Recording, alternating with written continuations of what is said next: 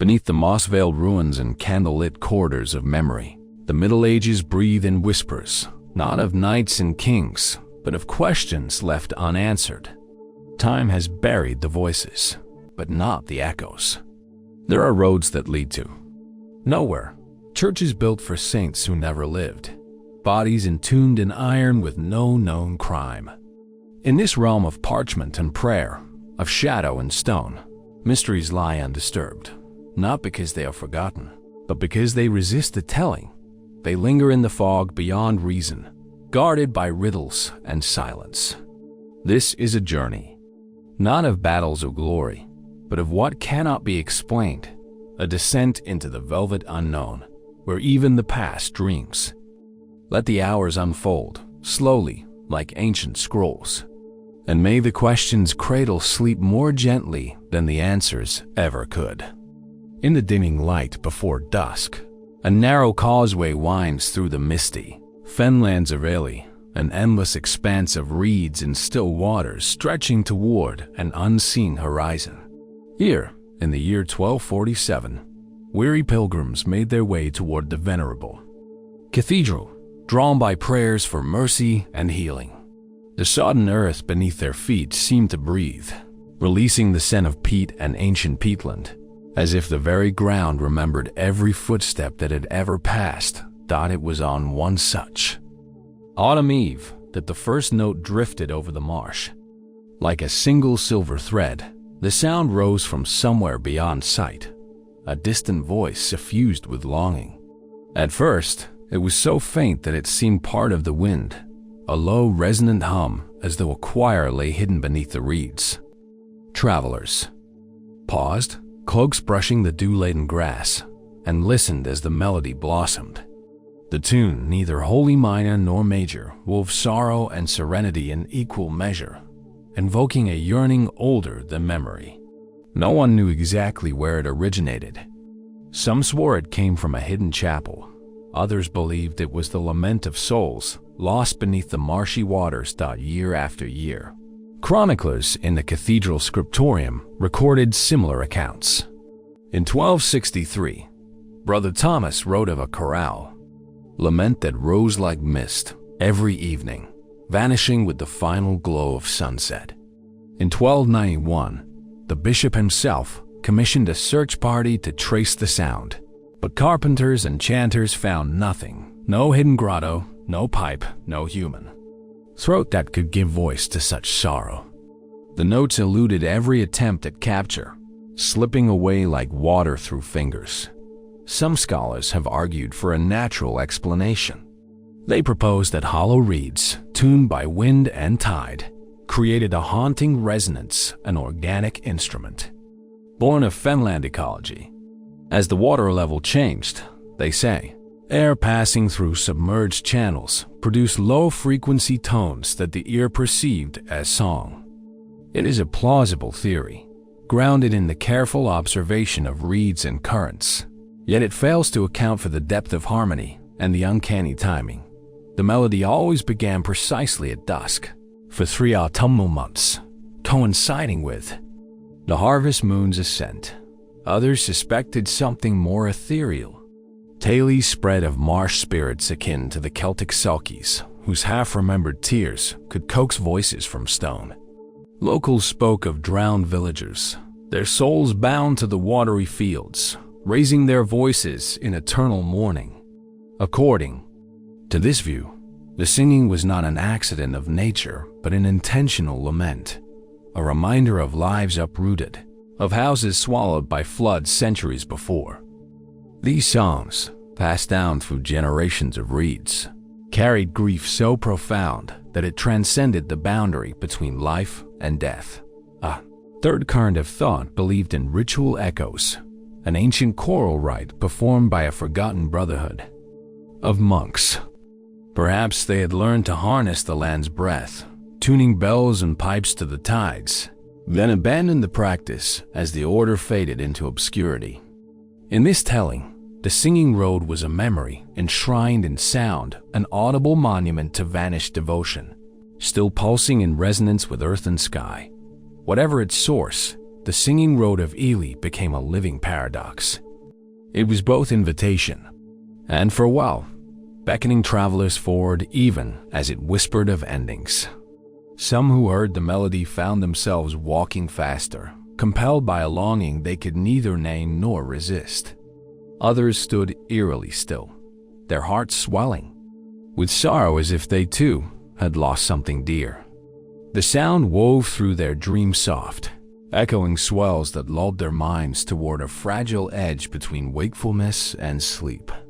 And yet, for all its mystery, the Singing Road offered a curious comfort. In its slow, spiraling cadence lay the promise of solace. That grief, though deep and unspoken, could become something beautiful, carried on the wind like a lullaby. Listeners spoke of a quiet peace settling in their chests, as though they had glimpsed a secret truth beneath the reeds. The melody seemed to say, even in loss there is a resonance that endures, but not all voices in the mist are so melodic. In the hollow hush of Chidworth Abbey, where morning light filtered through narrow lancet windows, the air tasted of parchment and ash. The year was 1312, and the scriptorium's wooden desks stood aligned like silent sentinels. Here, monks bent over vellum, copying sacred texts in ink of gall and oak. Among their illuminated tomes was one bound in midnight black leather, its cover unmarked, save for a single rune scratched deep with a stylus. It arrived, so the Abbey chronicles record, on a rain-darkened evening, carried by a hooded traveler, whose face was concealed beneath a sodden cloak. When Abbot Raymond first gazed upon the book, he sensed a chill deeper than November wind. It lay unopened on the lectern, its pages whispering of dread promise. Yet curiosity prevailed, incurious. Hands, the book's first leaf creaked open. What followed, the annals relate, was a silence more absolute than any vow. Scribes forgot their prayers, novices lost their names, and even memories of the morning's light seemed to vanish. The earliest account comes from Brother Lionel, whose diary entry for All Hallows Day reads simply, after reading 2 lines, the words fled. I no longer know my own litany. Within a fortnight, half the scriptorium could not recall the shape of their abbot's face. Some could not remember the call of the bells.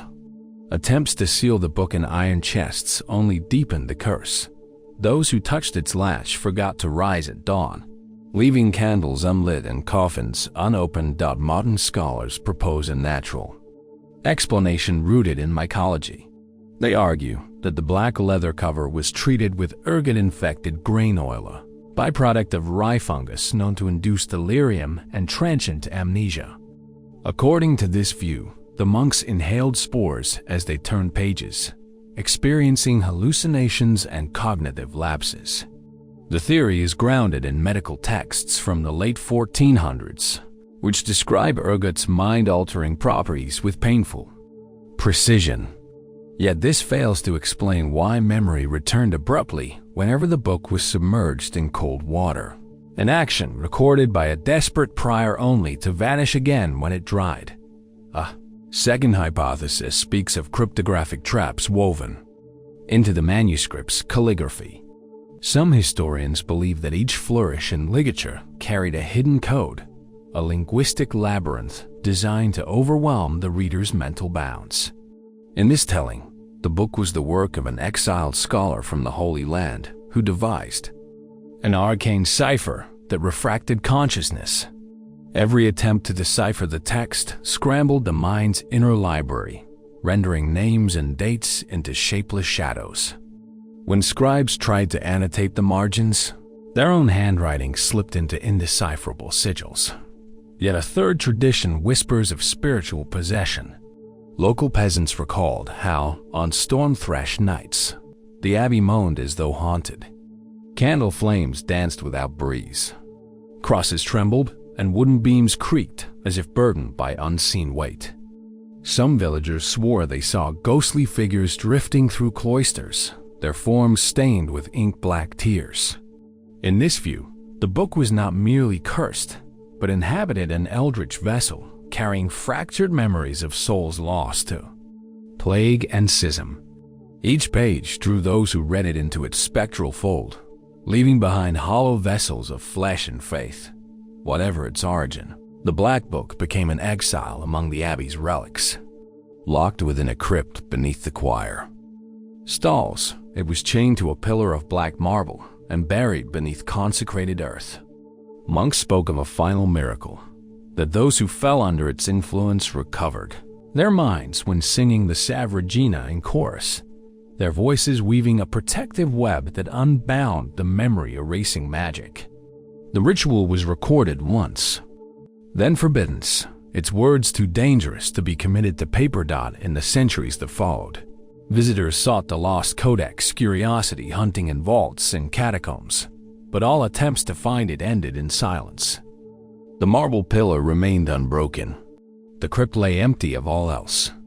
Ebony leather and inky pages dissolved into legend, but the fear lingered. That knowledge, once unchecked, might corrode the very self that seeks it by candlelight in his cell. The abbot's successor wrote, "Let this stand as warning, some truths are prisons, and each page may be a wall." Even today, when scholars ponder the fate of the Black Book, they find their thoughts drifting toward the abyss of forgotten names. It is a reminder that the mind's treasure is fragile. To uncover every secret may be to unmoor identity itself, casting remembrance into the void. Bridge to next. In another abbey, it was not minds that vanished, but time itself. In the heart of Bohemia, where rolling hills give way to dense oak forests, stood a solitary stone tower in the village of Radek. It was the year 1296 when the villagers first noticed something extraordinary. On the longest night of winter, a single clear bell tolled from within the tower, and only once. No clock face adorned its exterior, no bell rope hung outside, and yet, at the precise instant when darkness reached its deepest, the sound rang out, echoing across frozen fields and silent thatch-roofed cottages. The tower itself was unremarkable. Granite blocks quarried from the nearby hills, mortared by local masons, rising 3 stories above the cobbled square. Its sole entrance lay hidden beneath creeping ivy, and a narrow arrow-slit window pierced the uppermost wall. Inside, however, the chime originated, a deep, crystalline note that resonated for exactly 7 heartbeats before vanishing into stillness. The villagers measured the pause in breathless awe, certain that no human hand could summon such precise resonance at such an hour. Local chroniclers recorded the toll in the monastery's ledger. Brother Andre, writing in 1301, described standing at the tower's base, snow crunching beneath sandals, listening to the pure note as if it were drawn from a frozen spring. He noted that attempts to enter the tower before or after the solstice night revealed only silence and dust, no bell, no mechanism, only an empty chamber and a flagstone floor worn smooth by centuries of wind. Scholars surmise a natural source. Subterranean pressure chambers carved by underground springs, shaping air pockets that, when constricted by falling temperatures, emit tones. According to this theory, the winter solstice's drop in barometric pressure could trigger a resonance within rock fissures, sounding like a bell. Geological surveys in the 1800s found veins of limestone and chert beneath Radek, capable of producing harmonic hums under stress. Yet this explanation falters when confronted with the consistency, the precise 7-beat duration and crystal clarity of the tone, resisted replication by engineers and acousticians alike. A second theory invokes ancient technology, an early mechanical clock concealed within the tower's heart. Some believe a master clockmaker, exiled from Constantinople after the Fourth Crusade, crafted a single-strike mechanism powered by hidden weights. The design, whispered to employ counterweights of brass and lead, could only be wound once a year, by one individual privy to the rite. Legend holds that the builder vanished soon after its completion, and the secret died with him. When modern horologists dismantled the floorboards in 1674, they found fractured gears and rusted axles, but none matched the precision required for a solitary midnight strike. Others speak in more spectral terms. According to village lore, the tower was erected upon an ancient barrow where a pagan chieftain lay buried. On the solstice, they say, the chieftain's spirit awakens, summoning a phantom bell to herald his return. Old women in shawls tell of seeing a lantern-lit figure at the tower's window, striking an invisible hammer against an unseen bell. The sound in this telling is a call from beyond the veil, an echo of rites older than the cathedral stones. Despite these conflicting accounts, the clock's single chime wove itself into the tapestry of Radek's life. Farmers spoke of waking at dawn with hearts lightened, as if they had glimpsed a promise beyond winter's grip. Children born on the night of the chime were said to carry a touch of magic, light sleepers who dreamed of distant lands and silvered landscapes. Even the fiercest skeptics admitted a hush fell over the village in late December, an unspoken reverence for a mystery that defied both science and skepticism. Over centuries, curious travelers journeyed to Radek on solstice nights. Nobles arrived in sleighs, scholars in fur-lined cloaks, each hoping to witness the bell. Some left with notebooks filled with precise timings and temperature readings. Others returned with nothing but a strange longing they could not name. One diarist confessed to dreaming of the sound for weeks, replaying its 7-beat cadence like a haunting refrain. The church in the nearby town of Zeskrumla forbade villagers from trying to force entry into the tower, declaring it a site of divine wonder, not mechanical curiosity.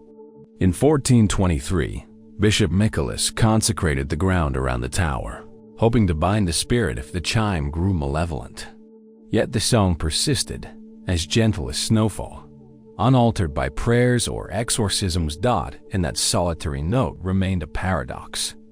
A bell that rang without bell, a mechanism that ticked without gears, a voice that spoke only once each year.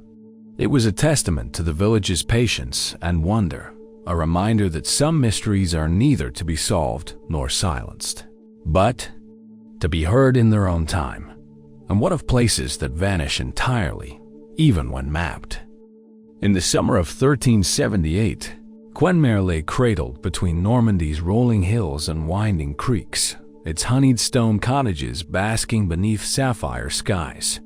Farmers tended their flax fields, children chased kites along sun-drenched lanes, and the chapel bell tolled over red-tiled roofs at dawn and dusk. The air smelled of wildflower honey and freshly baked bread. Yet, when winter's first frost hinted at dusk in 1392, the village simply blinked out of existence. One morning, peasants stumbling toward their chores found no cottages, no ovens, no church steeple, only a ghostly meadow of tall grasses swaying in place of hearth and home. Royal surveyors from Rouen scoured the empty fields for a fortnight without finding hearthstone or hoofprint. Regional scribes struck Quenmare from tax rolls, and its lands were reallocated to neighboring parishes.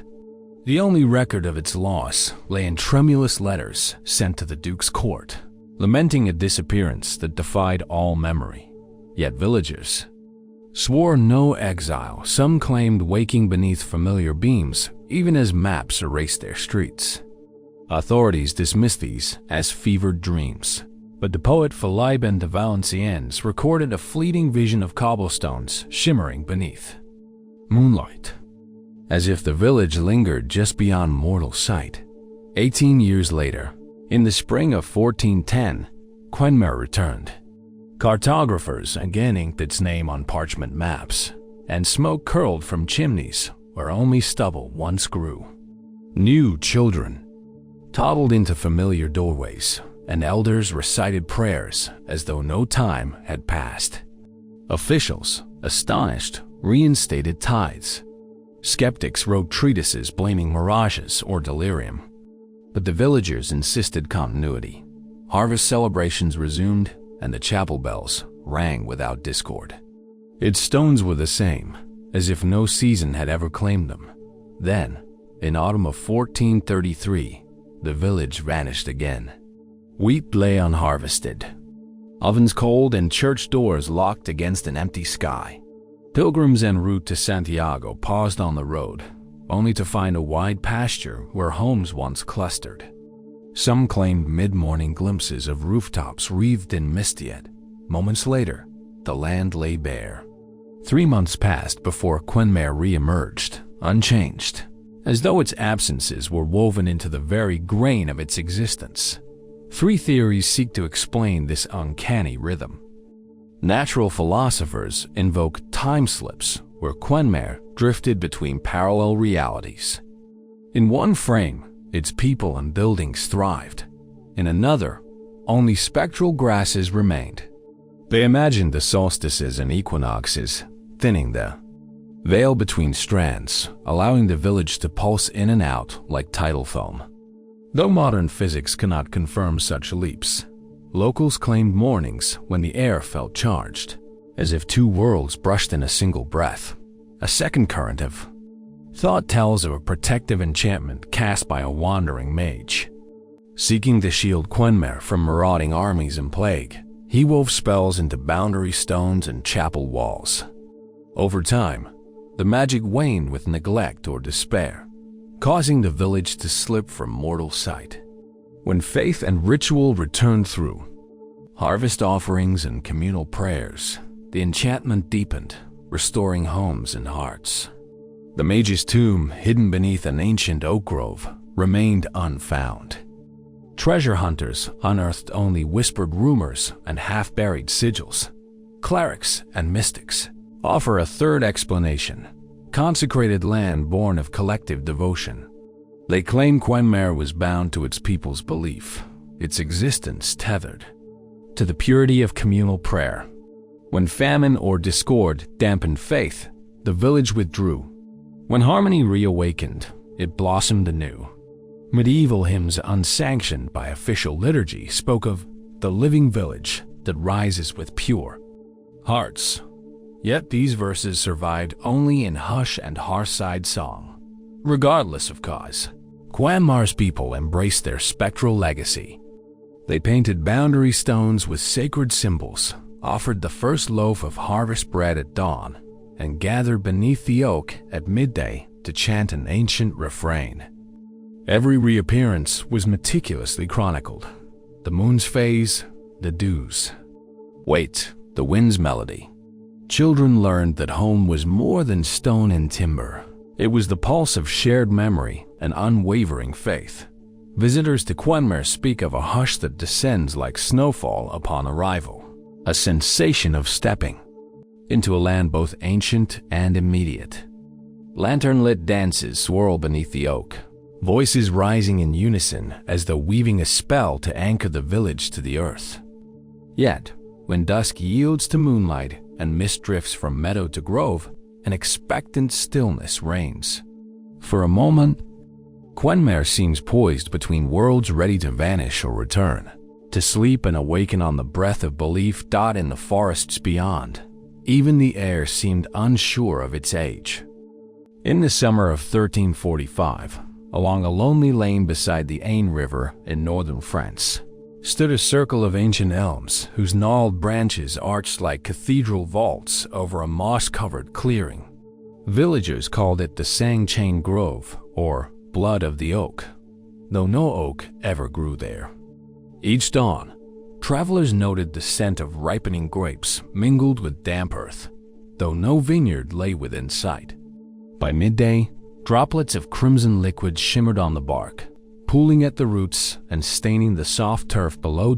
It began as rumor, a child's prank, some claimed, or the trick of beguiling light. Then the local curate, Father Eloy, stumbled upon a wound in the largest elm's trunk, oozing a viscous, sweet tart fluid. He dipped his finger and tasted it, his eyes widening as memories of forbidden wine in distant abbeys returned. He tasted again, then sealed the grove with a simple cross and sent word to Bishop Felipe in Leon. Soon, pilgrims arrived, bearing empty cups and eager hearts. Seeking blessing or miracle, clerical scribes preserved each detail. On June 12th, they recorded that the elms wept red as Christ's blood, and that those who drank found their thirst quenched and their limbs lightened, as though restored by sacred grace. By midsummer, the liquid had stained every trunk.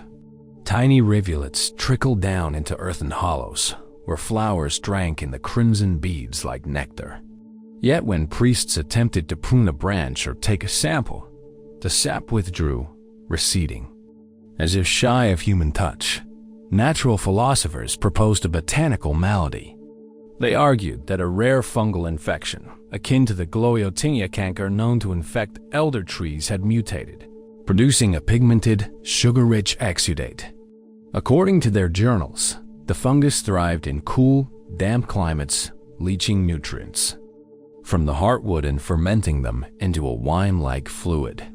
Samples taken to Paris in 1398 were said to turn vinegary within days, suggesting organic spoilage rather than divine effusion.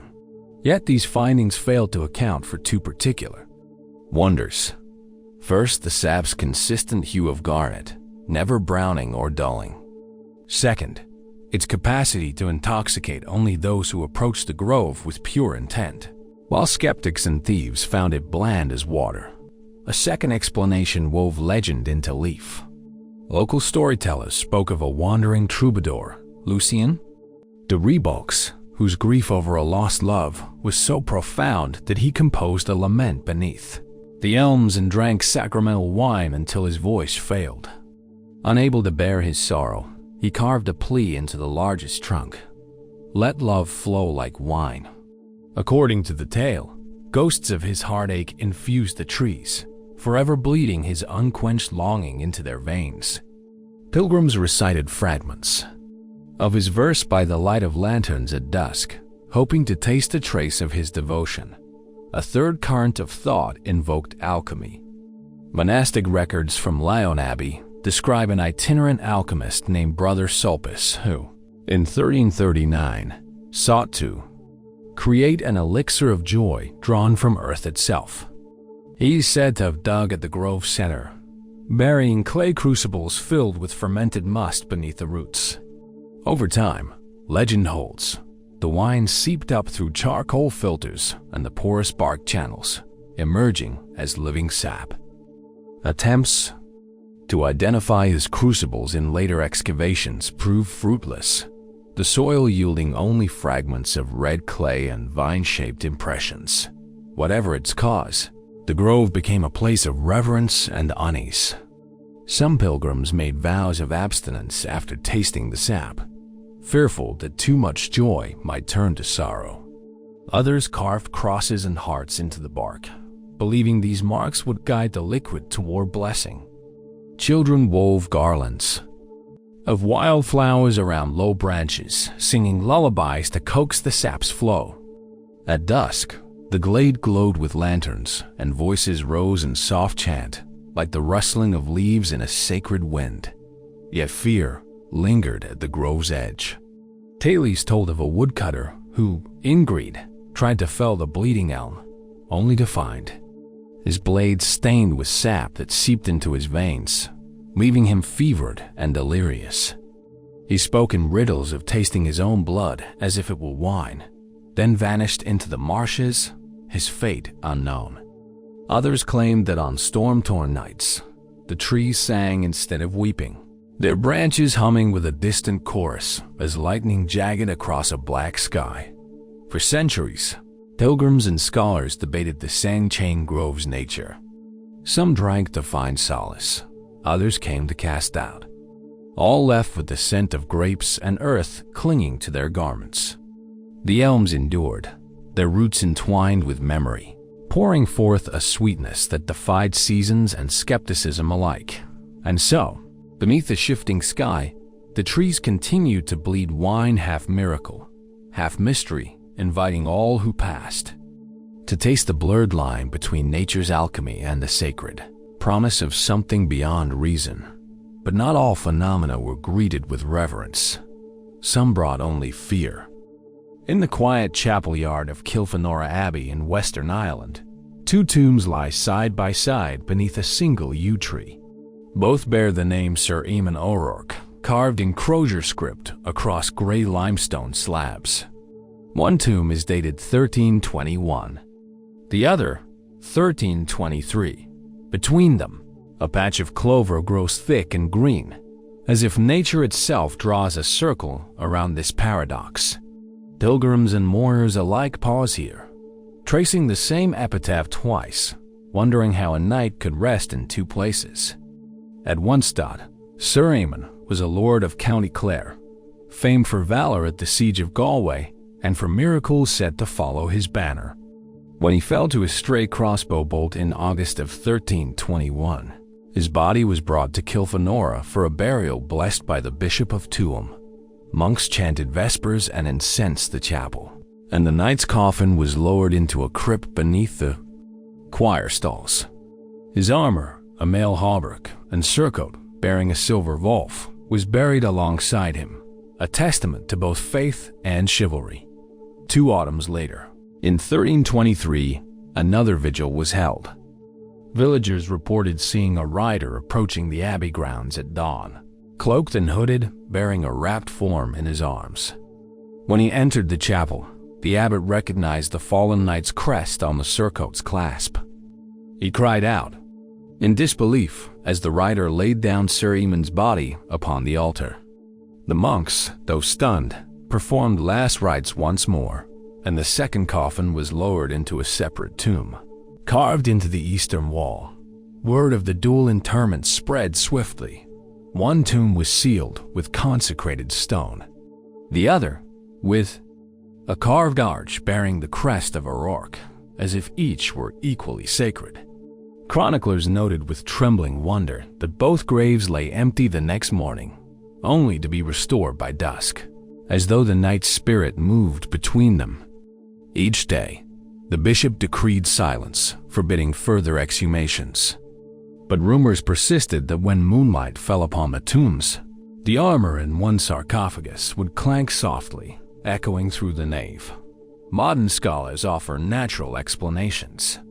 Some propose that grave robbers exhumed the knight's remains. In 1322, intending to sell his armor or relics, then panicked and moved him to a second vault for safekeeping. According to accounts from local bailiffs, a pair of skeletons were discovered in the crypts during repairs in 1819, one clad in decayed mail, the other in leather wrappings. But skeletal analysis was rudimentary then, and no record confirms whether both sets of bones belonged to the same man. The theory, while plausible, fails to explain why Abbey records describe a vision of 2 coffins glowing beneath candlelight on nights of the full moon. A second hypothesis invokes political strategy. Sir Eamon's family, seeking to secure lands on both sides of the Shannon River, may have commissioned a duplicate burial to honor him in England and in Ireland. Knights and lords sometimes erected cenotaphs, empty tombs, to commemorate those lost abroad. Yet in this case, both tombs claim to hold his remains. Historian Margaret Fitzgerald argues that the second tomb is a cenotaph, its coffin merely symbolic. However, villagers insist the earth around both graves settled as though bearing real weight, and that mourners could smell fresh soil turned at each interment, even months apart.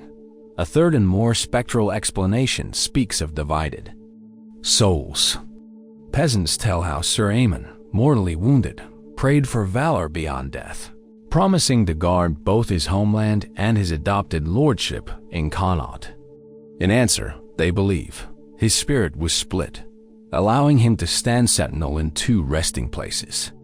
Folklore songs collected in the 1700s describe a phantom knight riding between graves on misty nights, sword drawn, his voice echoing an oath of fealty.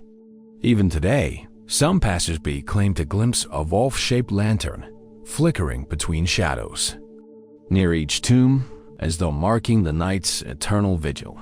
Whatever the truth, The twin tombs of Sir Eamon became a pilgrimage for those seeking protection or proof of transcendent loyalty. Couples prayed for steadfast devotion. Soldiers left coins for safe passage. Children laid sprigs of rosemary to invoke the night's blessing. And in the hush of dawn, when dew clings to stone and yew needles, one may feel a gentle pulse beneath the earth, an echo of armor, a heartbeat of promise in the chapter of history. Two graves ought to hold two souls. Yet here, under the silent watch of monks and singers of psalms, one man's loyalty beat in both vaults, challenging the boundaries of body and spirit. To touch either tomb is to sense the paradox that some hearts, in life and beyond, cannot be confined to a single place, bridged to next. In stone and bone, we sometimes split ourselves. In the gray hours before dawn, when the coastal mists drift over rocky shoals and lull the tides to hushed breathing, the fishermen of Aberdoran spoke of a sound unlike any other, a lone bell tolling from the deep. On certain mornings always, at the turn of the tide, and most often when the moon waned to a sliver, they heard it ring, as if drawn from a sunken chapel whose spire lay beneath the surf. The sound was neither distant nor muffled, but pristine and resonant, echoing across salt-lashed walls and candlelit harbors. It was in the autumn of 1452 when Brother Sharon first recorded the phenomenon, charged with chronicling miracles for the monastery at Bardsey Island. He rose each morning to pray at the break of first light. That November, he wrote, "At the hour when the tide slips backward, a bell peals from the depths, calling souls as though for matins beneath the waves." He ventured down to the shore, lantern in hand, but found only kelp-draped stones and the hollow roar of the sea. The bell's voice lingered, carried on the wind, until he was sure it came from beneath his feet rather than from afar.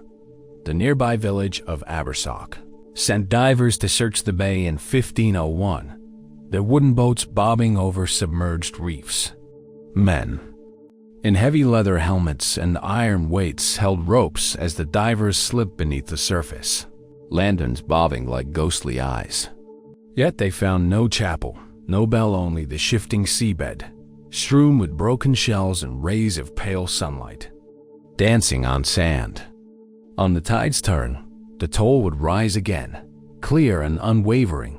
1, 2, 3 slow notes, each ringing with the clarity of fresh iron striking stone. Natural philosophers in the court of King Henry VIII advanced one explanation: underwater. Acoustics, they argued, could focus sound through subaqueous channels carved by ancient rivers now buried beneath sediment. They posited that rock formations at the bay's mouth acted as resonators, amplifying distant church bells from villages miles away and projecting them upward through the water. In 1524, an engineer named Master Rowan placed test bells along the coast, only to find their tolls scattered and distorted by wind and wave, never matching the pure notes heard by Aberdaron's fishermen. A bones second theory emerged among local saints' legends that the chapel of St. Cadfan, once built upon Bardsey Island, had been submerged in a great flood during the reign of Hywel ap Maredudd. Pilgrims believed the tide had claimed the holy ground, sealing it beneath the sea as penance for sins unatoned. Some claimed the bells still rang in sorrow, mourning for abbots and brothers lost to salt and stone. They called it the tolling of the sunken church, a lament for faith drowned by pride. To hear it was to glimpse the border between world's land of the living and realm of the drowned. Yet a third voice whispered a darker truth. Fishermen told of the drowned brother, a monk who, in life, had tended the chapel's bells with devout care. When the tides rose higher each year, encroaching upon the sanctuary, he vowed to keep vigil until the sea stayed its advance. One stormy night, he walked into the rising water, chime in hand, and was never seen again. Some said he rang his bell with every swell, guiding lost souls to redemption. Others warned that the bell's call was not for mercy, but a summons to Join him beneath the waves, an invitation no living man should accept. Pilgrims began to leave offerings at low tide. Small brass bells, rusted and worn, tied with seaweed and driftwood. They arranged them on rocky outcrops so that when the tide crept in, the bells clanged and chimed, merging their voices with the mysterious toll. It was an act of communion, a way to honor both the sound and its source. And in return, they hoped the deep would remain benevolent, its bell a gentle lullaby rather than a dirge. Despite countless investigations, the toll persisted. In 1603, Samuel Llewellyn, an antiquarian from Oxford, traveled to Aberdeen with brass ear trumpet in hand, determined to trace the sound's origin. Night after night, he recorded the intervals between peals, noting that they always matched the rhythm of monastic prayers at the hour of Compline. He concluded that the sea itself had learned the liturgy, echoing it back to mortals as both reassurance and warning. With the advent of cannon and steamship in later centuries, the bell's voice seemed to fade as though drowned by human progress. Yet fishermen who still rose before dawn swore they could hear it on moonless nights, carried not through water or air, but through something deeper, a resonance woven into the bones of earth and sea. They listened for 3 gentle strikes, then fell silent, their nets drifting empty as they pondered whether the sunken chapel remained intact beneath the shifting sands dot in the hush after the toll, as gulls wheel overhead and waves slope toward shore. Silence feels thicker, charged with unseen presence. It is a reminder that some sanctuaries lie far below our feet, and that the faithful may dwell out of sight, their prayers echoing still beneath the waters. To hear the bell is to touch a secret memory of devotion, carried on currents older than stone. But higher still, above the sea, the stars once aligned for messages never understood. In the waning light of autumn's early dusk, the great cathedral of Vézelay stood bathed in hues of molten gold and crimson.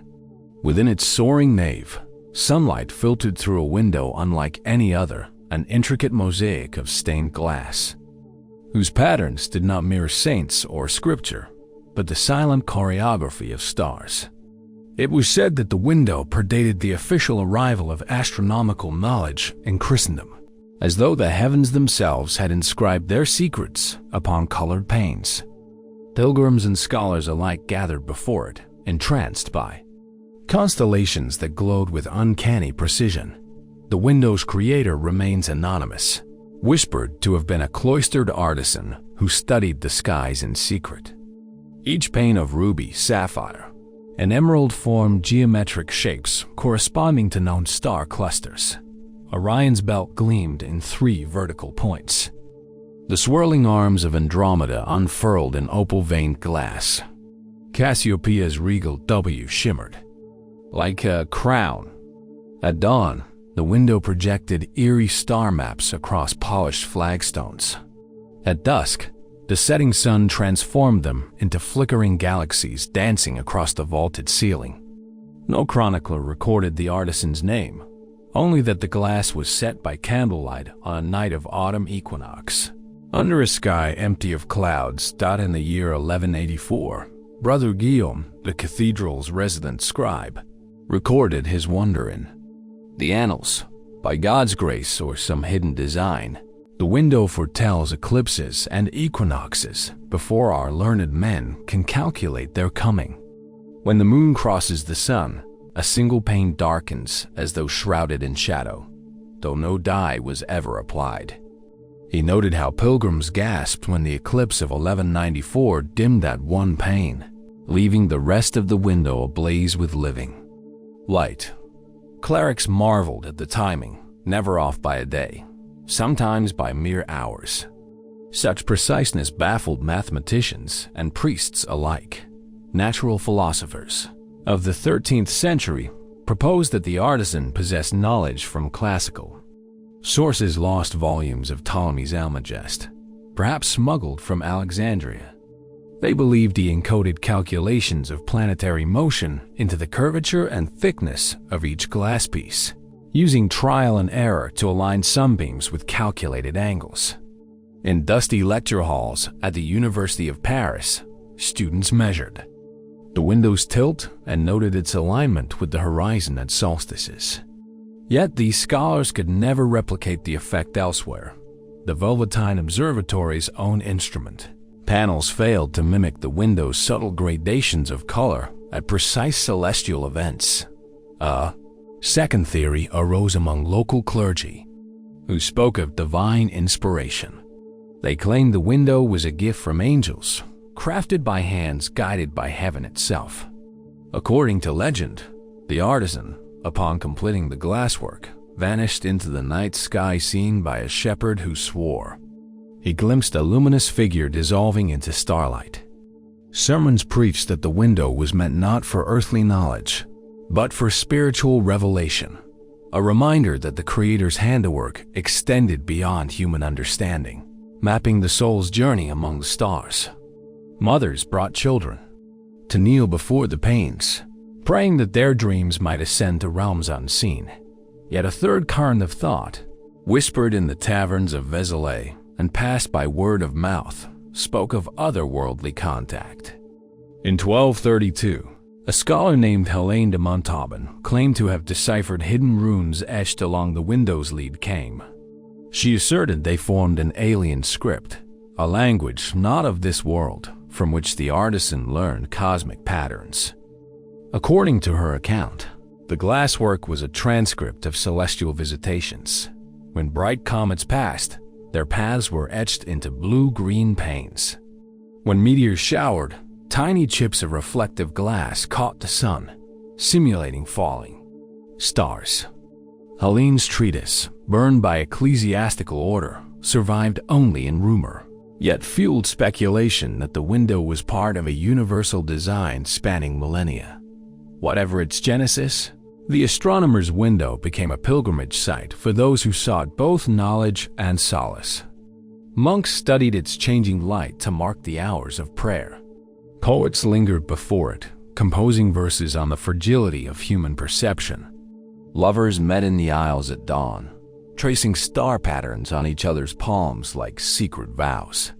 The window's tides of color marked time more gently than any bell. An emerald hue for morning prayers, roseate amber for midday confession, and deep violet for vesper hymns. Many noted how the window's glow seemed to soften grief, its constellations whispering that even the darkest night held hidden patterns of hope. On the eve of the great comet's return in 1301, King Philip's astrologers traveled to Vézelay to witness the window's response. They waited in hush beneath the glass for 3 nights, noting an opaline shimmer that preceded the comet's appearance by a fortnight. When the sky blazed with celestial fire, the window seemed to mirror it, panes ignited with rare translucence, as if echoing cosmic flame. The court declared the window a wonder of the world, commissioning illuminated manuscripts to replicate its design. Yet none captured its living radiance, and none truly understood the means by which light and glass conspired to map the heavens. Through centuries of war, reform, and neglect, the window endured. When iconoclasts stormed the nave in 1562, they shattered every figurative pane, yet left the astronomer's window untouched, perhaps sensing its forces lay beyond mortal feuds. When aged glass began to crack, craftsmen in the 17th century reinforced lead framing, but never altered the original design. Even in modern times, when telescopes grew mighty and observatories rose, pilgrims still find themselves drawn. Here, standing beneath the kaleidoscope of stars, aware that some mysteries are not solved by measurement or lens, but by quiet reverence done in the hush before dawn, when candle smoke swirls like incense through stained glass, the astronomer's window breathes with light. Its constellations shimmer, inviting both awe and contemplation, reminding all who gaze that the heavens are as much a cathedral as any stone-built nave. Here, knowledge and mystery converge, woven in colored glass, casting starry dreams upon mortal souls. Some symbols, however, were never seen with eyes, only felt beneath the skin. In the hush of a candlelit chamber beneath Toulouse's ancient ramparts, scholars gathered around a slender mummified form that lay upon a wooden bier. It was 1367, and word had spread of a body discovered in a deserted crypt, its flesh preserved by unknown means. What astonished all who beheld it was not its state of preservation, but the intricate network of lines tattooed across its skin, an elaborate map rendered in ink, interweaving Latin script and arcane symbols. This was no ordinary chart of roads and rivers, but a cartography of realms both known and unspoken, etched upon the corpse of a soul who had long since departed. The mummy bore no name. Local stonemasons found it hidden in a collapsed chapel during restoration of the Basilica of Saint Sernin. It was wrapped in a linen shroud stained with age and bound by cords of braided silk. When they unwound the layers, they revealed a man whose skin, where it remained intact, was patterned with thin, precise lines resembling the cartographer's grids used in navigation. Rivers curved along his ribs. Mountain ranges arched across his thighs. Small crosses marked sites of shrines no living guide could locate. The lines glowed faintly in torchlight, as though still imbued with the pulse of some hidden life. Brother Etienne, custodian of the basilica's relics, documented the discovery in his chronicle. The body lay as if asleep, yet in its veins ran a map of lands both familiar and impossible. I have seen no parchment yet drawn so perfectly upon living skin. He noted that where the ink traced waterways, faint discoloration suggested the flow of blood once nourished.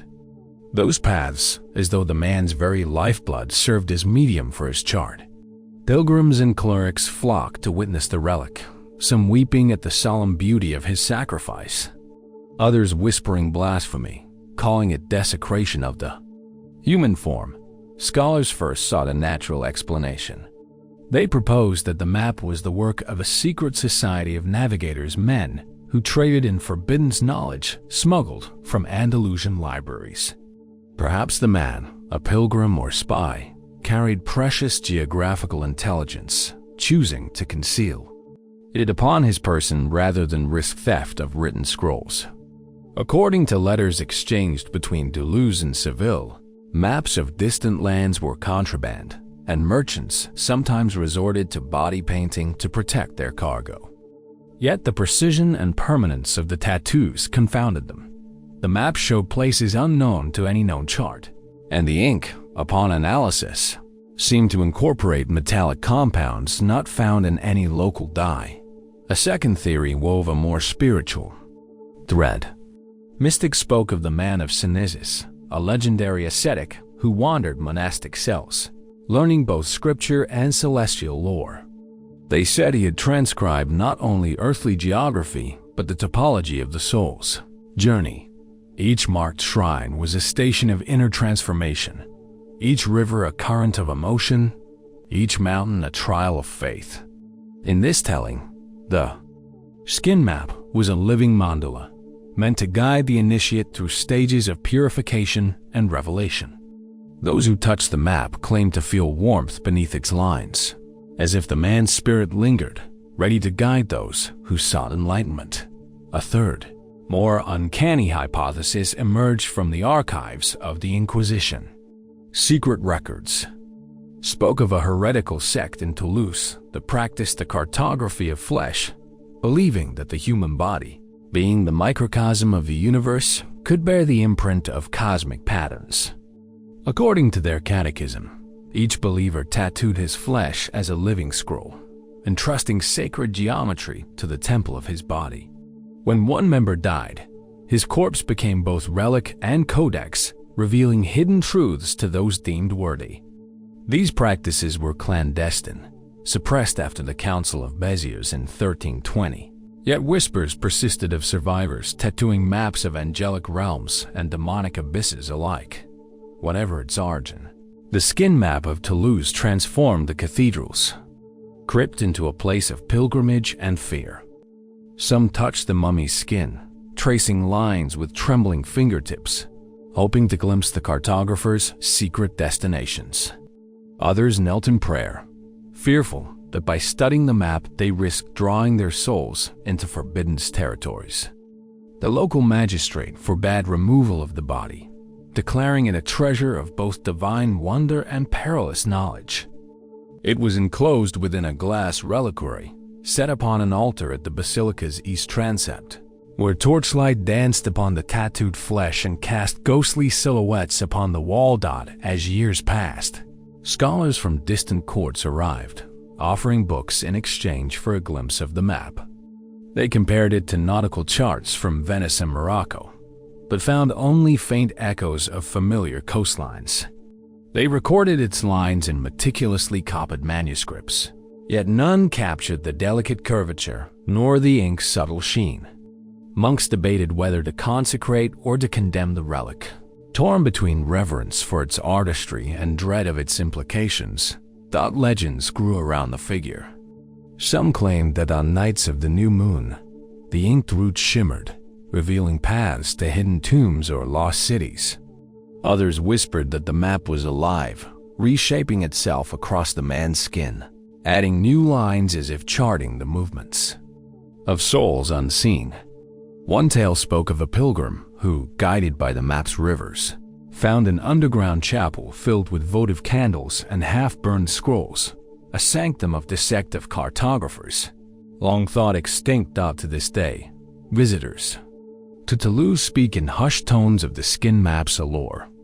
They describe the hush that falls upon the basilica when one stands before the reliquary, and the flicker of recognition in the lamp-bright eyes of scholars tracing its lines. Beneath the yew tree planted above the crypt, soft moss cushions footsteps, as if the ground itself remembers the body beneath. And in that silent chamber, where ink meets flesh and knowledge meets mystery, the Skin Map endures, a testament to the lengths humans will go to record their world, and to the haunting truth that some maps are carved not on parchment, but upon the very vessel of our mortality. For some mysteries are not worn, they are sung into silence. In the dim hush before Compline, when candle flames guttered against ancient stone, the Abbey of San Pietro in Umbria seemed to exhale a sacred stillness. Monastic silence wove through its vaulted aisles and cloistered corridors like mist. Yet, late one autumn night in 1248, that very silence became a canvas for a sound unmistakable. Voices choral, full, harmonious, rising from the empty gallery above the chapter house. Brother Marcello was the first to hear it. Charged with polishing the marble floor after Vespers, he paused as a dozen voices swelled in unison, singing a Latin hymn unfamiliar to any known liturgy. Long, gently undulating phrases that folded into one another like layers of whispered prayer. He rose, heart quickening, and looked up through the tracery of arches into the nave's darkness. No flicker of lantern light moved along the triforium. No silhouettes crossed the lofty arches. Only the voices, ethereal, yet resonant as metal bells, echoed between columns. By dawn, the chapter was assembled. The prior, austere in his habit, decreed that ears must bear witness, though eyes saw nothing. At dusk the following evening, monks gathered in silence, hands folded, eyes lowered. From above, the choir began again, a soft swell of soprano and bass, weaving uncertainty and solace in equal measure. The sound was too pure for mortal throats, no rasp of breath, no clash of tongues. It fell upon listeners like dew gathering in their chests until their skin tingled, as though the music were a living thing brushing against their souls. Chroniclers recorded each detail. Brother Taddeo wrote in the Abbey Annals, it was as though the voices belonged to angels in secret vigil, singing psalms no mortal knew. He noted the hymn's pattern, 4 lines that rose in gradual crescendo, sustained for a breathless pause, then resolved in a single chord that dissolved into silence. The mystery deepened when a visiting cantor from Florence attempted to transcribe the melody only to find his quill freezing in midair, the notes slipping from his memory as they passed from ear to pen. Scholars from Oviedo traveled to investigate. They carried wax cylinders, early experiments in sound preservation and mechanical ear trumpets, but both devices returned nothing but hiss and wind. When they tested known resonant frequencies of the stone vaults, they found no aperture or chamber capable of generating harmonic resonance of such complexity. Some speculated the abbey lay upon an underground chamber of air pockets that amplified stray sonic vibrations. Others searched for hidden pipes or early prototypes of hydraulically driven organ mechanisms. Yet each hypothesis collapsed under the weight of the voice's uncanny warmth and the uncanny precision of each phrase. A second theory spoke of the dead. Some believed the abbey's graveyard, nestled against the eastern cloister wall, held the remains of a medieval choir wiped out by pestilence in 1199. According to local legend, the brothers had died mid-hymn, their final breath preserved by faith and stone. On All Souls' Eve, they returned to finish their song, bound by the vow they never completed. Villagers claimed that when they listened from the fields beyond the monastery, the music carried on the autumn wind, fading only when it reached the old yew tree at the graveyard's edge. A third and more unsettling account came from Sister Lucia, the infirmarian who heard the choir while tending fevered novices. She described feeling hands brush her shoulder, guiding her toward the chapter house steps. There, she said, she saw forms and normal silhouettes faintly outlined in the candlelight standing motionless in the gallery. Faces were blank ovals of shadow, yet each figure gestured in time with the music, their lips moving in silent devotion. When the lights flickered, the shapes vanished. Only the voices remained, as if the bodies were but vessels emptied by some unseen force. Despite these theories, the voices persisted night after night. The monks learned to welcome the choir with no faces as part of their ritual. They left candles burning in the triforium, carved a stone bench before the chapter door, and composed prayers of thanksgiving for the gift. Some novices fell into dreams threaded with the hymn, waking before dawn, humming its final chord. Others wept softly, overcome by the beauty of a song that felt more intimate than any human offering. Lay pilgrims arrived, clothed in travel-worn cloaks, seeking healing for broken hearts or consolation for grief. They knelt in the nave, listening for a glimpse of the invisible choir. Many returned home transformed, writing letters to friends of the abbey's miracle, urging alms and legacies to sustain the monks who guarded the sound. In time, the Abbey of San Pietro became known far beyond Umbria, not for relics or shrines, but for the nightly vigil of voices that belonged neither to earth nor heaven alone. In winter's cold hush, when snow lay thick upon the hills, the choir's hymn took on a crystalline purity. Flames danced higher in the brazier, and every breath exhaled into the air seemed to merge with the spectral melody. Listeners felt their bones warm from within, as though the music carried the promise of revival, even in desolation. Yet, after anniversary passed, a hush fell whenever a few voices failed to join, an imperceptible gap in the texture, mournful and delicate. Monks whispered of nights when the choir faltered, as if inviting them to lend human voices to the song.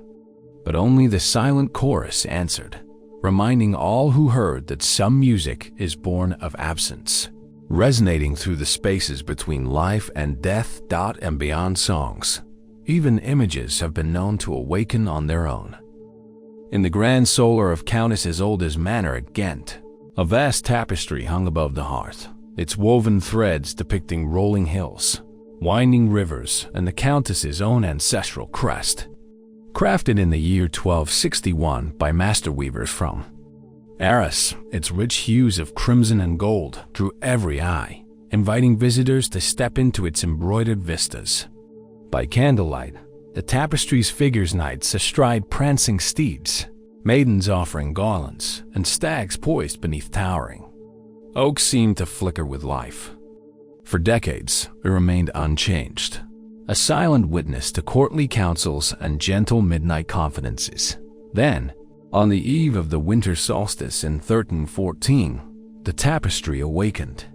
When the household awoke at dawn, candles guttering low in iron sconces, they discovered that the scene had shifted. The stag, once poised in repose, now crouched as if startled. The maiden's outstretched hand had turned toward a moonlit sky. Distant hills had acquired new ridges. In the margins, previously blank, delicate vines had sprouted, their tendrils curling around the border. No weaver's hand had disturbed the loom, and yet the tapestry had amended itself through the hush of night. Countess Isolde summoned her steward, who inspected the weave by torchlight. He counted threads against his ledger. Nothing had been added or removed. He noted that the dyes glowed as vibrantly as the day the tapestry was delivered. Yet when he touched the fibers, he felt a subtle warmth, as if the fabric pulsed with some inner breath. Messengers rode to neighboring estates, bearing word of the living cloth. Scholars from Leuven arrived with lenses and compasses, seeking mechanical explanation, but they found no painted overwork, no fresh stitching, no seam to betray a hidden artisan SAIP. By midsummer, the tapestry had changed yet again. A castle, once depicted on a hilltop, had vanished, replaced by a dense forest. A shield bearing the crest of a rival house now gleamed in the knight's hand. Visitors who had seen the original swore the new imagery was impossible. No such wood existed, and the rival crest had no claim in dense politics. Rumors spread. Some whispered witchcraft, others spoke of spirits dwelling within the loom. The countess herself feared her lineage might be erased by a cursed garment. Yet she could not bear to have it removed from the great hall. Natural philosophers offered a botanical theory. They proposed that the tapestry's wool was dyed with pigments derived from rare lichens that responded to moisture and temperature. According to their journals, minute changes in humidity could cause molecular shifts that altered color and pattern. Yet the tapestry's transformations were too intricate for mere chemical reaction. Entire scenes reconfigured themselves. New figures emerged, details sharpened as if freshly woven. None of the scholars could replicate such alterations in their laboratories, and their tests on swatches yielded only fading or bleeding of color, never the blooming of new design. A second explanation wove legend into thread. Local storytellers claimed that the tapestry was enchanted by Aveline the Wise, a reclusive sorceress who had gifted it to Countess Isolde in gratitude for sheltering her from a jealous noble. Aveline was said to have bound a spirit of memory into the weave, a guardian that recorded the house's fortunes and displayed them each solstice. When the countess's alliances shifted or her heirs were born, the tapestry would update itself, preserving a living chronicle of her lineage.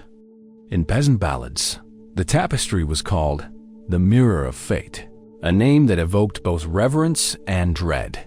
A third theory spoke of divine intervention. Chaplains at the manor suggested the tapestry was a vessel of providence, bearing witness to the moral arc of the household. When acts of kindness multiplied, alms given to beggars, forgiveness extended to foes, the tapestry brightened, new symbols of hope and renewal woven into its field. Conversely, when discord reigned, when debts were withheld or promises broken, dark shapes crept into the imagery. Crows alighting on battlements, thorns curling around blossoms. In this telling, the tapestry served as spiritual ledger and gentle admonishment, guiding the countess toward grace. Whatever its true nature, the tapestry became the heart of the manor. Courtiers and pilgrims alike traveled great distances to stand before it, to see their deeds immortalized or warned against in its fibers. Soldiers returned from war, hoping to be remembered with laurel wreaths. Lovers met in hushed corners beneath its shifting scenes. Even the count in the grand solar of Countess as old as Manor at Ghent. A vast tapestry hung above the hearth, its woven threads depicting rolling hills, winding rivers, and the Countess's own ancestral crest. Crafted in the year 1261 by master weavers from Arras, its rich hues of crimson and gold drew every eye, inviting visitors to step into its embroidered vistas. By candlelight, the tapestry's figures knights astride prancing steeds, maidens offering garlands, and stags poised beneath towering oaks seemed to flicker with life. For decades, it remained unchanged, a silent witness to courtly councils and gentle midnight confidences. Then, on the eve of the winter solstice in 1314, the tapestry awakened. When the household awoke at dawn, candles guttering low in iron sconces, they discovered that the scene had shifted. The stag, once poised in repose, now crouched as if startled. The maiden's outstretched hand had turned toward a moonlit sky. Distant hills had acquired new ridges. In the margins, previously blank, delicate vines had sprouted, their tendrils curling around the border. No weaver's hand had disturbed the loom, and yet the tapestry had amended itself through the hush of night. Countess Isolde summoned her steward, who inspected the weave by torchlight. He counted threads against his ledger. Nothing had been added or removed. He noted that the dyes glowed as vibrantly as the day the tapestry was delivered. Yet when he touched the fibers, he felt a subtle warmth, as if the fabric pulsed with some inner breath. Messengers rode to neighboring estates, bearing word of the living cloth. In the soft glow of torchlight, beneath high wooden beams carved with heraldic beasts, the great hall of King Laszlo's castle in southern Hungary was set for a feast unlike any other. Long tables of polished oak groaned beneath gilded platters, heaped with roasted boar, venison, roasted chestnuts, and honey-glazed fruit. Goblets of spiced mead sparkled like liquid amber. Tapestries fluttered in the draught, depicting battles and hunts, while minstrels tuned their lutes in a quiet corner. It was the eve of the winter solstice in 1387, and nobles from across the realm had gathered to pledge loyalty for the year to come. At the hour when the first course was served, a hush fell over the hall. From the high-arched doorway emerged a procession of guests clothed in midnight blue cloaks lined with silver fur. They bore no torches, yet their faces were luminous beneath the chandelier's light. Each wore a mask of burnished metal, featureless, save for narrow slits where eyes should have been. No voices greeted the heralds. No footsteps echoed on the flagstones. They moved with calm deliberation, seating themselves at the long tables as though born of shadow and stone. At first, the living diners thought them ambassadors from a distant court. King Laszlo rose, scepter raised, and offered a formal greeting, his words ringing clear in the vaulted chamber. But the masked figures remained silent. When the first platters reached their place settings, the hollow guests did not partake. Their goblets remained full. Their plates lay untouched. Yet the torches burned steadily, and the servants, too awed to question, poured no drink and laid no bread before them. As the feast progressed, murmurs rippled through the hall. A baroness whispered that she saw a faint mist drifting from the hollow eyes of her nearest neighbor. A knight swore his armrest grew cold as ice, as though someone truly sat beside him. Yet no one dared break the silence. The minstrels hesitated, then struck a soft melody, an old lament song of the Hungarian plains, but the hollow guests did not turn their heads. Their masks reflected the flames, producing flickers of silver across the polished floor. Sages later recorded three primary explanations for the phenomenon. The first, offered by natural philosophers from Padua, spoke of an acoustic illusion born of architecture. They argued that the long hall's vaulting created standing waves that, under rare atmospheric conditions, cold air trapped near the ground, damp walls, and wind moaning through arrow slits, could distort sound and light. In their treatises, They described how pools of cold air sag like invisible sheets, bending torchlight and carrying echoes to places they had not originated. According to this view, the hollow guests were projections of flickers and murmurs. Servants concealed in corners, shadows amplified by the hall's design. Yet no amount of demonstration could reproduce the precise ceremonial entrance or the simultaneous stillness of every real guest. A second, more symbolic theory emanated from courtly poets and mystics. They told that the hollow guests were the spirits of nobles who had died far from home, knights lost in crusade, ladies struck by plague, statesmen felled by assassins. Once each winter solstice, when the veil between worlds thinned, they returned to claim their place at the king's table, bound by vows unfulfilled. In this telling, the masked forms represented not ghosts, but memory made manifest, a reminder that even the highest lords could not escape the bonds of loyalty and feast.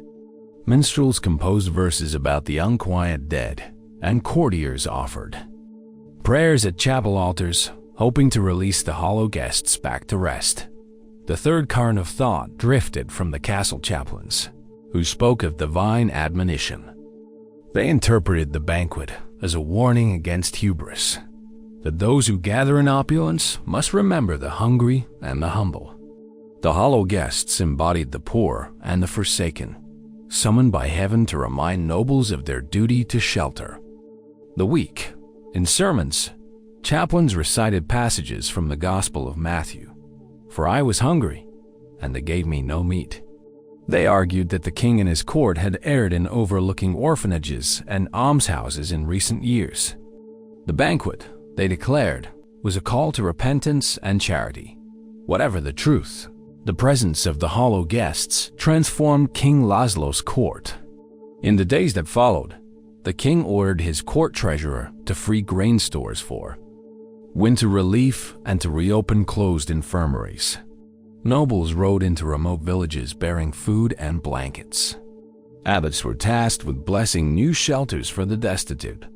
Court poets wrote odes not to martial deeds, but to acts of mercy. And yet, each year when the solstice feast returned, a handful of massed chairs remained empty, silent seats for hollow guests waiting patiently, as though the feast could never be complete until every soul, living or departed, had its place. Long after the banquet ended, when the torches guttered low and last goblets were drained, servants ventured into the hall to clear the tables. Where the hollow guests had sat, the plates bore no breadcrumb, the goblets no ring of condensation. But the air remained subdued, charged with a lingering hush. Some claimed they could feel breath upon their necks. Others swore that the last strains of the lament song drifted back into memory, echoing down the corridors long after instruments were stowed dot. And so the banquet of the hollow guests endured in legend, a feast of marvel and warning, of silence that spoke more loudly than any song. Nobles and peasants alike told tales of the masked forms, and each winter, lords prepared an extra seat at their tables, just in case the hollow guests should return to dine once more. Not all guests are invited. Some simply return. In the spring of 1349, when the Black Death cast its long shadow over northern Italy, the streets of Verona ran empty and silent. Markets lay abandoned. The porches of palazzi stood draped in damp cloth to ward away contagion, and the bells of San Zeno tolled for the dead more often than for the living. Amid this hush of fear, a lone figure appeared on the city's outskirts cloaked in gray wool, who, drawn low, carrying a battered satchel and a staff carved from olive wood. He seemed to materialize at dusk, just as lamp bearers extinguished their lanterns, slipping through narrow lanes to tend the afflicted. On Easter Monday, a group of peasants huddled in a courtyard heard soft footsteps at the doorway. They opened it to find the cloaked man kneeling beside a gravely ill child, placing a bandaged poultice over fevered cheeks. He spoke in a gentle murmur, words unintelligible yet soothing, as if the child recognized a melody forgotten by panic. By dawn, the child's fever had broken. Color returned to flushed skin.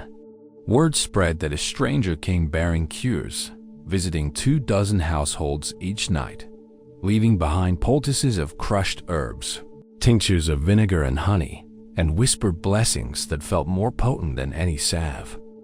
Brother Matteo of Santo Stefano Monastery recorded the first encounter in his chronicle, a pilgrim of mercy, clad in humble cloak, who dispensed both medicine and hope.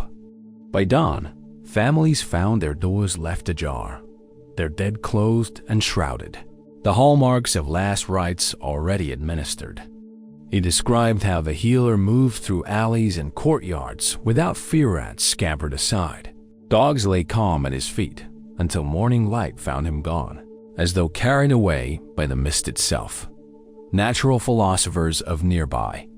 Padua later posited a rational cause, that the plague walker possessed advanced knowledge of ointment recipes combining garlic, juniper, and vinegar compounds known to slow the spread of infection. Some jars recovered in abandoned homes, they reported, contained concentrations of substances now recognized to inhibit bacterial growth. Yet these findings could not explain the man's uncanny ability to appear only at the stroke of midnight, nor his method of entry through locked gates, nor the fact that no footprints or wheel ruts were ever found outside the courtyards he visited. A second, more spiritual theory emerged among street preachers and penitents. They insisted the healer was an angel in mortal guise, sent to lead the dying with gentle hands toward God's mercy. According to this view, his poultices were less medicine than conduits for divine grace. Those who touched them felt warmth spread through their bodies, as though touched by a living flame. Survivors spoke of hearing distant hymns and smelling incense just before the plague walker's arrival, as if a hidden choir accompanied his passage through Verona's deadened lanes.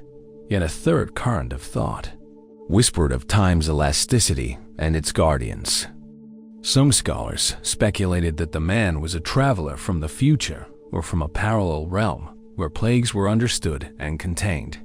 In that telling, he wielded knowledge beyond the church's teaching, and his gray cloak concealed instruments not of iron but of glass and amalgam.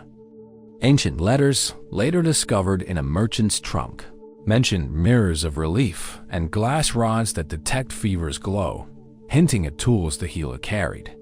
When modern seekers attempted to retrace his steps in Verona's back streets, they found doorways sealed centuries ago and walls that no longer existed, as though his path belonged to a different tapestry of time. Whatever his origin, the plague walker's impact was undeniable. In less than 2 months, the mortality rate in the quarters he visited dropped sharply. Families who expected to bury their own instead arose to bury the dead. Clerics hesitated to claim credit for the cures defied canonical medicine, and some priests feared that to bless the stranger's work might be to endorse heresy. Yet confraternities began to stock their own cupboards with jars labeled Mercy's Draft, copying recipes gleaned from whispered notes left at city gates. The healer's final act came late one April evening. Villagers discovered him at the foot of Castel Vecchio, kneeling beside a nun on her last breath. After laying poultices and reciting fragments of prayer, he wrapped her in a white cloth and vanished into a rose orchard, leaving no path in the dew-soft grass. At dawn, the nun awoke, her strength restored, and in the orchard's heart lay the olive-wood staff, broken in two, its carved runes fading as if worn by time itself. Verona's leaders searched for him. Mounted patrols traced riverside promenades. City watch combed cloisters. Monks kept vigil at every gate, but the plague walker never returned. Some say he walked on to Venice, Florence, and beyond, an itinerant savior shadowing the plague's march. Others claim he melted into mist on the hills of Valpolicella, becoming one with the land he healed. And still others whisper that his spirit remains in the ancient olive staff, buried beneath Verona's stones, waiting for a world in need. In the years that followed, ballads arose celebrating the masked healer whose mercy burned brighter than any torch in the dead of night. Artists painted cloaked figures amid lamplit courtyards. Scribes composed verses pondering whether his gift was science, spirit, or something beyond both. Yet the most enduring image remains the broken staff. Discovered centuries later by children digging in the vineyard, its two halves bound by a single silver ribbon, a token of mercy and mystery, reminding all that compassion can transcend the bounds of flesh and time. Yet mercy is not always divine. Sometimes it hides in iron and chains.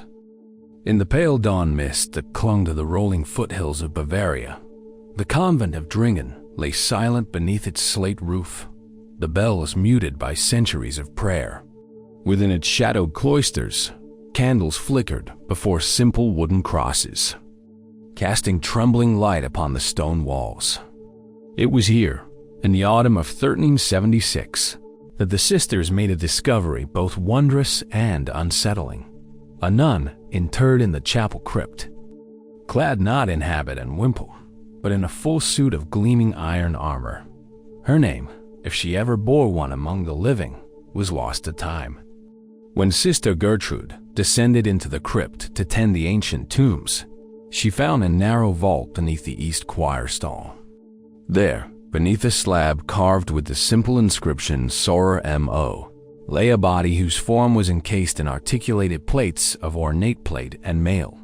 The visor of the helm was lifted, revealing a waxen face, serene as though in prayer. The breastplate bore a delicate etching of a cross and rosary beads, and gauntlet hands rested upon a sword hilt etched with ivy motifs. Words spread quickly to the abbess, who ordered the vault sealed and the convent council summoned. When they lifted the slab with trembling reverence, the sisters bowed their heads as if in the presence of both warrior and worshipper. No record existed of a sister who had served in robes of mail. No chronicle hinted at a nun-turned knight. Yet here she lay, her armor uncorroded by damp or time, her sword unblemished by rust and impossible ward, against both spiritual and earthly decay. Some natural philosophers ventured that the suit was a votive offering, crafted for a crusader saint, whose relics had been hidden in the crypt. They suggested the body was interred later, wrapped in the armor as part of a forgotten ritual. Samples of the iron, when struck against flint in a makeshift test, rang with a clear bell-like tone, leading smiths to argue that the metal had been tempered and treated with oils unknown in the region. Yet no seamstress's stitch marked the mail. Numbered chisel scar marred the breastplate. It was as if the armor and the body had grown together, merging flesh and steel in a seamless union. Second theory, whispered among the eldest nuns, spoke of the Sister of the Sword, a holy warrior who had lived in the convent's earliest days. According to legend, the sister had taken vows not only of chastity and obedience, but of protection. She had defended the convent against raiders and brigands, donning armor at dusk and plunging into the forest to secure safe passage for Pilgrim, mothers, and children. After a final battle beneath the oak grove, one that left her gravely wounded, she is said to have returned to the convent, sword in hand, and collapsed at the abbess's door. She requested burial in the habit of her order, but when villagers came to see her vigil, they found the armor instead, as if bestowed by angels. Clerical records from the neighboring abbey of St. Ulrich, discovered in the late 15th century, hint at such a sister. They praise a mystic guardian whose courage matched that of any knight, yet speak also of miracles that followed her footsteps, water turning sweet to slake the thirst of the desperate, broken chains falling from captives with but her touch. In one account, a raiding party found themselves confronted not by swords, but by a silent nun whose armor gleamed in moonlight. She raised her sword arm once. The men fled, convinced the Virgin herself had taken form. A third, more spectral notion held that the Iron Nun was never of mortal birth. Local peasants whose Farms lay in view of the convent's turreted roof spoke of dreams in which a nun of steel emerged from the woods on nights of thunder. In these visions, lightning danced across her breastplate, and her voice rang like forged metal as she chanted ancient hymns. Some claimed she guarded a hidden chapel beneath the crypt, where iron coffins lined the walls, each containing a soul, bound to serve beyond death. Those who spoke thus seldom visited Döringen, fearing to awaken the sentinel still on watch. Whatever the origin, the Iron Nun became an object of both veneration and dread. Pilgrims came bearing tokens, small horseshoes, iron nails, scraps of chainmail, hoping to glean a blessing of protection.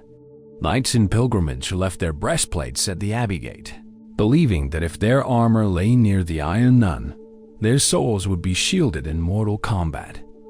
Yet some visitors found their offerings vanishing, their armor polishing itself, or rearranged in patterns at dawn, as though the Iron Nun moved unseen among the columns, inspecting each gift with silent approval. In the quiet hours before matins, the sisters reported hearing the faint clang of steel upon stone footsteps gliding across the crypt, echoing through vaulted arches. When they awakened, the chapel doors stood ajar. The wind never reached within, and candles burned low despite never being lit. Sister Gertrude swore she once glimpsed a figure pacing behind the altar, clad in segmented mail beneath her robe, the helm's visor turned toward the rising sun. Yet when she called, no answer came, only the distant tolling of the abbey's own bell. Over the centuries, scholars, soldiers, and simpering courtiers debated the Iron Nun's place in history and legend. Yet none could deny the power she held, a testament to vows unbroken, to courage woven into flesh and steel, to faith forged in fire and tempered by mercy. Beneath the yew tree planted above the crypt entrance, ivy now clings to the stone, and moss softens the carved inscription. But within, the Iron Nun remains as steadfast as the day she was laid to rest, an eternal guardian in armor, her sword at rest but never sheathed, awaiting the summons of those in need. From iron to ivory, the past carves itself into talismans. In the hush of early morning at the Collegiate Church of St. Agnes in Vienna, the faithful gathered before a modest reliquary set upon an altar of aged oak. Within its glass case lay a single object, a human molar, ivory smooth yet etched with faint lines of crimson. Local tradition held that once each year, on the eve of St. Anne's feast, this tooth released droplets of pure white liquid milk believed to heal barrenness and soothe heartache. As dawn broke on March 20th, pilgrims pressed forward in silence, their breath misting in the cool air, peering through the glass to glimpse the relic's miracle. The earliest recorded instance dates to 1382, when Sister Beatrix of the adjacent convent first reported waking to find the tooth wet with glistening beads. She described carrying it to Abbot Heinrich, who watched in awe as the milk collected at the base of the reliquary. He drank a single drop, then proclaimed that his chronic asthma had lifted. Word spread quickly. Barren women wept with hope. Soldiers prayed for courage, and merchants left offerings of honey bread and carved wooden rosaries. Soon, hushed crowds camped outside the church gates, their prayers woven through the night air like incense smoke. Natural philosophers of the mid-15th century attempted rational explanations. They proposed that the reliquary, crafted of sealed crystal and iron, housed a hidden reservoir of condensed whey or fermented cream, released through capillary action when temperature and humidity aligned on the equinox eve. Their treatises described tests of evaporation and condensation, yet every probe found only the tooth itself, immovable within its velvet cushion. Even when winds blew from distant marshes or alpine air, the milk appeared with perfect consistency, warm as a newborn's breath, sweet as spring's first flowers, and unspoiled by age. A second theory wove local legend into the relic's origin. Villagers from nearby Melk told of Agnes of Lork, a peasant girl martyred in 1045 after nursing plague victims during a flood. Known for her compassion, she had secretly offered goat's milk to children left orphaned by disease. On the night of her death, they said, her body streamed milk instead of blood, an offering of mercy that lingered in her final relic. Pilgrims believed the molar was one she had broken in her labors, and that her selfless spirit imbued it with nourishing grace. Poems circulated describing her as the lactating martyr, whose sacrifice nourished both body and soul across centuries. A third, darker hypothesis lurked beneath whispered conversations among the pious and the curious. Some clergy cautioned that the tooth was cursed, an artifact of forbidden rites. According to confessional confessions from penitents of the Black Brotherhood, a secretive sect condemned in 1267, they had stolen human teeth from chantry graves to concoct a milk of power, granting fertility or prophetic dreams at terrible price. These accounts spoke of mixtures of ichor and dew, sealed within reliquaries and entrusted to convents through bribes or blackmail. Dissidents claimed the milk drawn from such relics carried the echoes of death and madness. Women who drank it would bear children but lose memories or dream of voices rising beneath their flesh. Though church authorities condemned these notions as heresy, rumors persisted that some pilgrims left the Church of St. Agnes in mute terror, clutching swollen bellies and vacant eyes. Whatever its genesis, the tooth that wept milk held sway over Vienna's psyche. On the eve of each feast, the church illuminated its stained glass window, depicting Agnes cradling a lamb, and brass trumpets sounded a nocturne at candlelit vespers. Nuns in white veils lined the cloister's arcades, chanting the Subtuum Presidium as lanterns swung between columns. At midnight, the altar's hush deepened. Even the wind seemed to hold its breath. When the first droplet fell, it shimmered in torchlight before pooling in a silver spoon, then transferred to a chalice for the faithfuls, a Nointing. In 1493, Emperor Frederick III journeyed in state, seeking the tooth's milk to bless his ailing wife, Eleonora. Chroniclers wrote that in the hush of early morning at the Collegiate Church of St. Agnes in Vienna, the faithful gathered before a modest reliquary set upon an altar of aged oak. Within its glass case lay a single object, a human molar, ivory smooth yet etched with faint lines of crimson. Local tradition held that once each year, on the eve of St. Anne's feast, this tooth released droplets of pure white liquid milk believed to heal barrenness and soothe heartache. As dawn broke on March 20th, pilgrims pressed forward in silence, their breath misting in the cool air, peering through the glass to glimpse the relic's miracle. The earliest recorded instance dates to 1382, when Sister Beatrix of the adjacent convent first reported waking to find the tooth wet with glistening beads. She described carrying it to Abbot Heinrich, who watched in awe as the milk collected at the base of the reliquary. He drank a single drop, then proclaimed that his chronic asthma had lifted. Word spread quickly. Barren women wept with hope. Soldiers prayed for courage, and merchants left offerings of honey bread and carved wooden rosaries. Soon, hushed crowds camped outside the church gates, their prayers woven through the night air like incense smoke. Natural philosophers of the mid-15th century attempted rational explanations. They proposed that the reliquary, crafted of sealed crystal and iron, housed a hidden reservoir of condensed whey or fermented cream, released through capillary action when temperature and humidity aligned on the equinox eve. Their treatises described tests of evaporation and condensation, yet every probe found only the tooth itself, immovable within its velvet cushion. Even when winds blew from distant marshes or alpine air, the milk appeared with perfect consistency, warm as a newborn's breath, sweet as spring's first flowers, and unspoiled by age. A second theory wove local legend into the relic's origin. Villagers from nearby Melk told of Agnes of Lork, a peasant girl martyred in 1045 after nursing plague victims during a flood. Known for her compassion, she had secretly offered goat's milk to children left orphaned by disease. On the night of her death, they said, her body streamed milk instead of blood. In the blistering heat of an Andalusian summer, under an unclouded sky that shimmered with relentless sun, a humble scriptorium lay hidden within the walls of the old city of Cordoba. Its air was heavy with the scent of wet vellum and molten wax, where scribes bent over long tables, dipping quills into wells of sepia ink. Among the dusty folios and stacks of half-finished codices sat one unusual manuscript, a narrow scroll of white goatskin, edged with delicate gold leaf.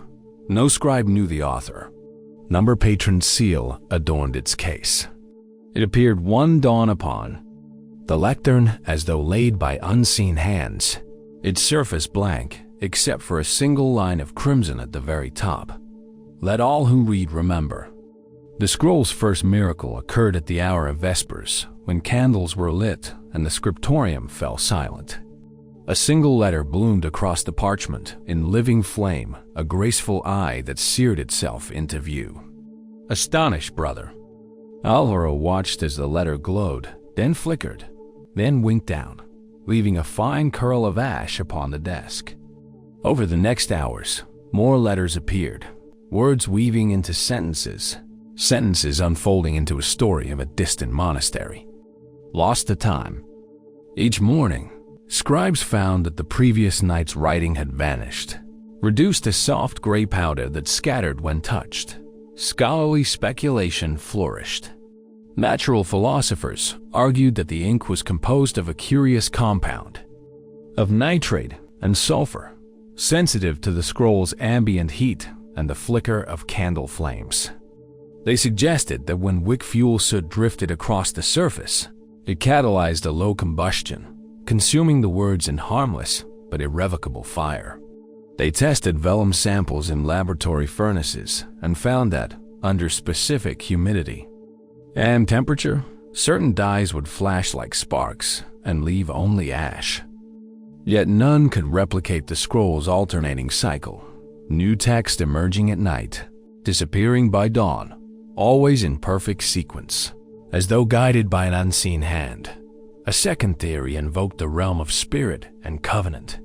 Local legend spoke of a brotherhood of anchorites who dwelt in caves along the Guadalquivir's banksmen so devoted to divine truth that they pledged to speak only in parchment and ink. When one anchorite, nearing death, composed a testament of his visions, he bound it with a vow that it should never be read in full by mortal eyes. Should any hand trace its letters, the ink would ignite, ensuring that only the act of revelation, not the revelation itself, endured. In this telling, the scroll was his final gift, a living parable that taught humility before knowledge, a manuscript that granted insight only in the moment it burned, yet whispers in the Bled script that granted insight only in the moment it burned. Yet whispers in the moment it burned. Mosque-turned-chapel of San Pablo hinted at a third explanation, one that trembled on the edge of heresy. They spoke of jinn, spirits of fire and air, who dwelled between stone and sky.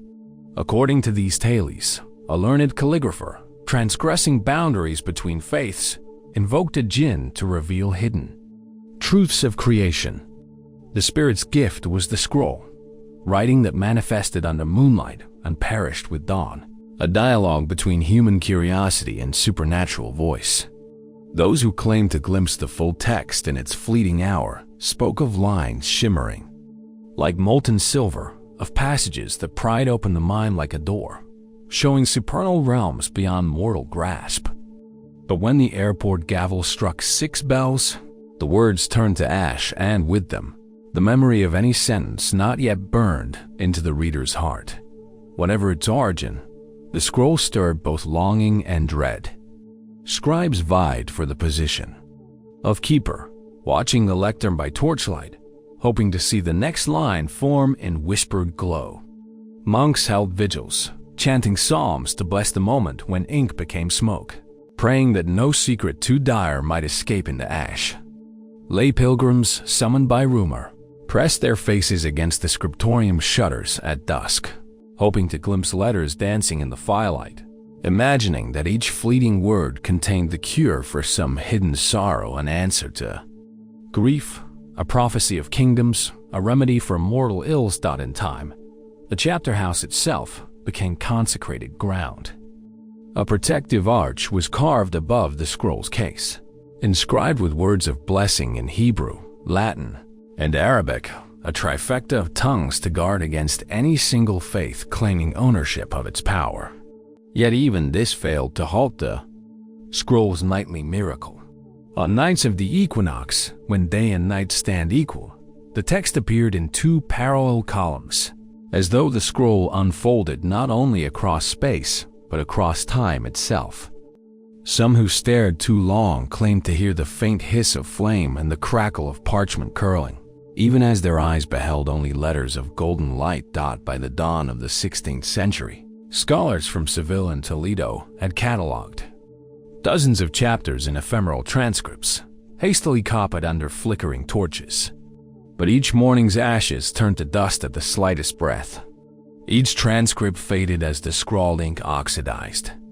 The transcripts themselves became relics of nothingness, pages of emptiness that chronicled absence rather than presence. Yet the scroll endured. Generations of monks passed the lectern down like a torch itself, each bearing the weight of anticipation. They found solace in the act of watching knowledge ignite and vanish, as though learning itself were a flame to be celebrated and not clutched too tightly. It embodied the paradox that some truths are meant to be lived in the moment of illumination, not preserved beyond their appointed hour. And so, each twilight, the scriptorium doors close on the outside world, candles are lit, and the scroll that burned without flame whispers its latest lines into existence, only to release them to ash and memory by daybreak, teaching all who witness that the greatest teaching lies not in what is preserved, but in what is surrendered. Bridge. To next, when words fade, some turn to stars for answers. Beneath the cool dampness of Lindisfarne's windswept cliffs, in a humble cell carved from rock and driftwood, Brother Aldhelm lay in vigil before night's quiet embrace. It was the year 763, and the skelligs of stars drifted overhead like silent pilgrims. By candle's sigh and the distant cry of seabirds, the monastery stirred to its nocturnal rhythms, the soft chant of Compline fading into hush, the slow drip of dew upon granite. In the hush, Aldhelm fell into slumber, and with it, into dreams that would shape the course of seasons. His first vision came like a shimmer across the moon, dark stain creeping across its face, as though the sun itself had cracked and spilled shadow.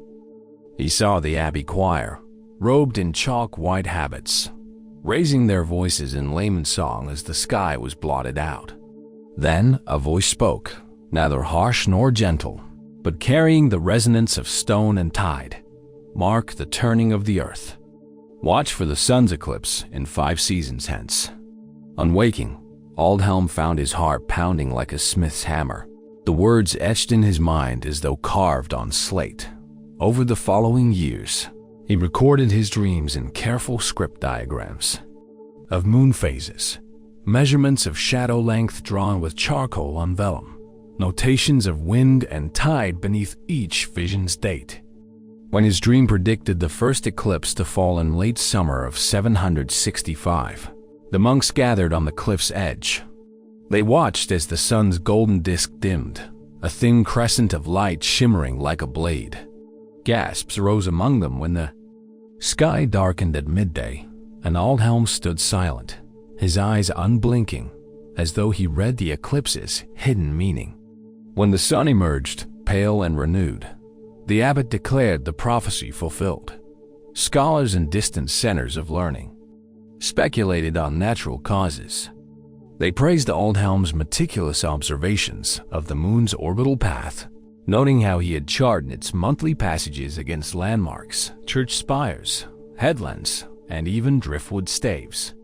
They believed he had stumbled upon a rudimentary method for calculating the lunar node, long before the Almagest's Latin translations would reach western shores. According to this theory, his dreams were but reflections of waking deductions, the mind's way of rehearsing the geometry of shadows. Yet this scientific reading left gaps. Aldhelm predicted 4 more eclipses over the next 15 years each, timed to the very hour. In 767, he dreamed of the sun vanishing as the monks sang Weighty Creator, and indeed, at the close of Vespers, the sky dimmed in perfect accord with his vision. He noted in his journal how a choir of invisible voices seemed to join the abbey's song, as though the cosmos itself lent harmony to human praise. Engineers centuries later could replicate his calculations only to the nearest day, not the precise hour and accuracy scholars attributed to divine whisperings more than moral ingenuity. A second current of thought, carried in hushed whispers among the cloisters, spoke of dream as a portal. Brother Aldhelm's cell was said to lie atop an ancient well, one that even the oldest saints spoke of with reverence. On nights when the tide crept highest in the bay, the well's waters pooled beneath the floor, singing with subterranean currents. Some monks believed the well was a threshold between worlds, where the soul's eye glimpsed truths unseen by waking senses. In this view, Aldhelm's dreams were not mere visions, but genuine encounters with the fabric of creation, granted to him as a chosen seer. A third, more mystical thread wove through the monastery's lore. It told of an early mentor, an Irish hermit who walked barefoot across Scotland, studying the interplay of sun and stone. According to legend, he imparted to Aldhelm a silent chant, a sequence of vowel tones that, when intoned in sleep, aligned the chanter's spirit with celestial rhythms. Some nights, Aldhelm was heard muttering strange cadences beneath his breath, as though measuring light by musical intervals. Those who attempted to record the sounds found only a series of breathy sighs, impractical for reproduction, yet imbued with an otherworldly cadence. The monk's clairvoyance carried both wonder and burden. Visitors came from distant courts, earls, bishops, and even wandering dukes hoping to glean forecasts of eclipses for temporal advantage or spiritual portent. Yet Aldhelm, bound by humility, refused to charge coin or lend his name to secular enterprise. He wore a crown of simple rope, his eyes hollowed by vigil, and his voice grew soft as sea spray. In his final recorded prophecy, he foresaw an eclipse that would align with a comet's tail, a sign, he wrote, of both ending and renewal. When that vision came to pass, the skies turned blood red as the comet passed, and half the monks wept for fear. The other half knelt in reverence. After that night, Aldhelm's dreams waned. He described one final vision in his journal. White circle of light, unbroken by shadow, washing over every grain of sand and stone. And then only peace. He awoke with the dawn, laid down his quill, and drank water from the well whose waters had once sung beneath his floor. That evening, he passed into a deep rest from which he did not wake. The monks found him serene, as though sleeping the final sleep. His parchments and charts splayed about him like pages of a completed prayer dot in the years that followed. Lindisfarne kept his charts as relics carefully copied and concealed within locked chests. Pilgrims traced the diagrams with trembling fingers, and scribes inserted his notations into margin glosses. The monastery became a center for eclipse calculation, blending Aldhelm's dream-based methods with emerging scholarly traditions. Yet, even as astronomy advanced, they preserved one truth, that some knowledge arrives in dreams, whispered across the veil between waking and wonder, carrying both illumination and cost. In a hush before sunrise, when candle smoke drifts like mist, the abbey bells toll in remembrance. And though centuries have passed, the legacy of the monk who dreamed eclipses endures, a testament to the mysteries that visit in sleep, and to the scars left by truths glimpsed beyond the horizon of sight. Bridge to next. Some dreams, however, leave scars asterisk. High upon a rocky promontory, overlooking the windswept moors of Moravia, stood Castle Zurban, a fortress of grey stone and soaring battlements, built in the year 1204 to guard the borderlands. Its walls rose like silent sentinels against the sky, and its turrets pierced the mist like spear points. Yet, beneath its stern exterior lay a sorrow deeper than any siege. On nights of moonless gloom, the very stones wept. The first accounts emerged in 1341, when a traveling monk named Pavel sought shelter within Zurban's walls. He arrived at dusk, welcomed by the castle steward, a gaunt man whose eyes reflected candlelight and fatigue. That night, as Pavel knelt in prayer within the small chapel near the keep, he heard a soft trickle like water slipping along mossy stones. He rose and followed the sound into an empty corridor, its arches stretching into darkness. There, from the castle's outer walls, droplets of clear liquid seeped through seams in the masonry, pooling on the flagstones before plinking down into the courtyard below.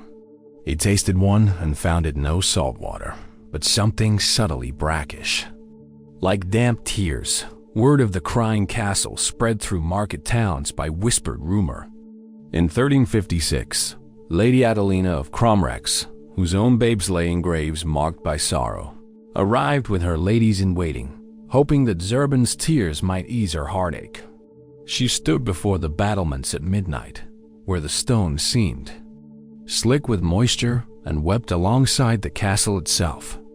When dawn broke, she confided that the droplets felt like kinship grief made manifest, a reminder that even stone could mourn. Natural philosophers later collected samples of the weeping fluid. In dusty apothecaries of Vienna, they tested its chemical makeup, finding traces of limestone leachate and the salts of subterranean springs. According to one 15th century treatise, rainfall percolated through ancient aquifers, condensing in hidden chambers and exuded under pressure through cracks in the masonry. Yet these explanations faltered when confronted with the castle's most uncanny behavior. The tears flowed only at moonless midnights, halting entirely when the new moon waned into even a thin crescent. No amount of rainfall, drought, or underground shift could account for such a precise celestial calibration.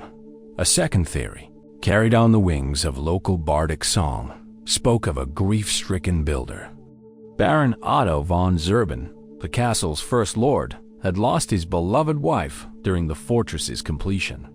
According to the ballads, her body lay entombed beneath the great hall's foundation stones, placed there in secret, for he could not bear to lay her to rest in consecrated ground alone.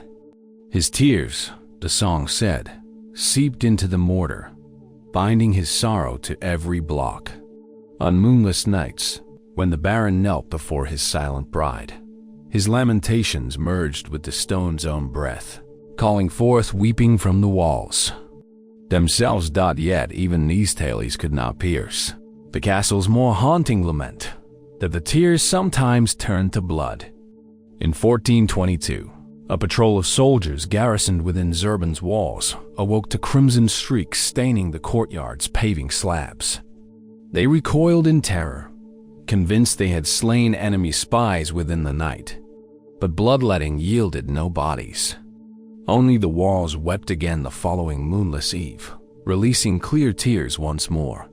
Chroniclers attributed the red flow to iron-rich springs disturbed by distant quarrying, but villagers insisted the castle mourned not only grief, but also violence sown upon its soil. A third, more spectral tradition took root among the frightened peasants of nearby Hammer. They spoke of the Weeping Lady, a spectral figure in white who roamed the ramparts at midnight, trailing veil and train through puddles that glimmered beneath her feet. Some claimed she was Baron Otto's bride returned, bound to the stones by love and sorrow. They said she passed, weeping silently, her hands brushing the arrow slits and portcullis, coaxing tears from the masonry as if it were kin. Those who glimpsed her found their own eyes damp, as though her grief spilled into their hearts. Despite the castle's mourning, life continued within its walls. Knights and servants drew water from rain-collecting cisterns, though fountains beside the chapel ran red or clear, depending on the moon's phase. At midwinter feasts, courtiers drank from goblets filled with Zurban's tears, believing that stone sorrow brought clarity of mind and empathy of spirit. Poets composed odes to the crying castle, comparing its grief to the slow burn of lost love. Alchemists bought vials of the fluid, hoping its lunar attunement would aid in transmutations. Governed by hidden rhythms, yet fear never fully lifted. On nights of the new moon's dark embrace, the castle's gates remained bolted, and candles were extinguished out of reverence or dread. Servants spoke of hearing drip, drip, drip echo through empty halls, each drop a heartbeat of sorrow. Children dared one another to touch the walls beyond the courtyard, feeling the cold, damp stones pulse with memory. And always the tears fell, as though Zurban itself wept for centuries of suffering carved into its bones. When the moon grew full again, the crying ceased. The walls dried as if never leached, and the courtyard returned to silence. Visitors found only the faint scent of damp earth lingering in the air. Pilgrims departed, carrying tokens of the tears in glass phials, but the fluid spoiled within days, fading like a dream upon waking. Yet many kept faith that the castle's sorrow would return with the next new moon, that those who listened might touch the boundary between stone and soul in the chill before dawn on moonless nights, when all mortal grief seems clutched close. The stones of Zurban whisper their lament into the wind, and though mortals may flee, the castle remains its tears an eternal witness to memory, loss, and the silent grace of sorrow made living stone. But in coldest winter, some tears bloom. As light, high in the shadow of the steep cliffs that cradle Lake Brienz in the Swiss Alps, lies an ancient stone well hewn into living rock. Carved by Roman legionaries in the 2nd century and used by local villagers ever since, the well's mouth looks innocuous, a circle of moss-slick stones topped by a weathered wooden cap.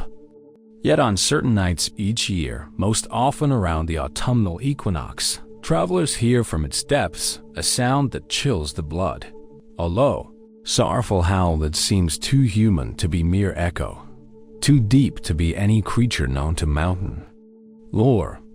The earliest written account comes from 1274, when the bailiff of Interlaken recorded that his own hunting party paused at the well's edge under a waning moon. They heard a guttural cry rising from the blackness below, long, keening notes that rose in 3 mournful pulses before fading into silence. Their torches flickered, their horses stamped in alarm, yet no beast stirred beyond the crags.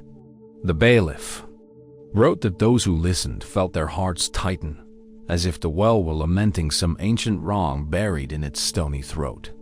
For villagers, the Howling well was both blessing and curse.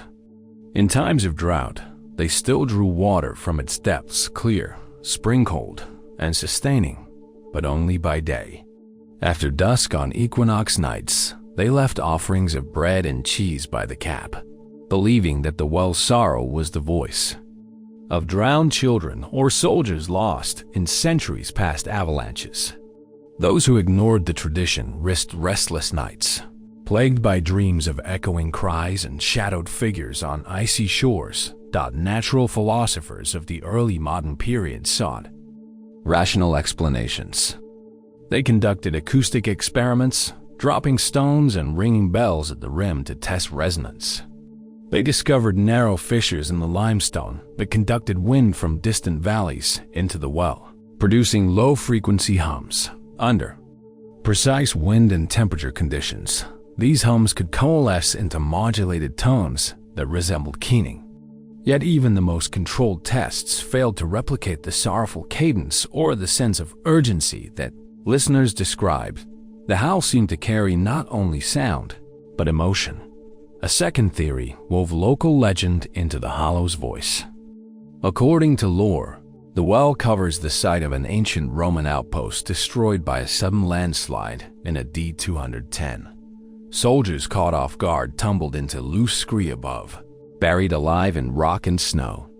Their spirits, it is said, cried out in the cold air, entombed within the well as it drained the mountain spring.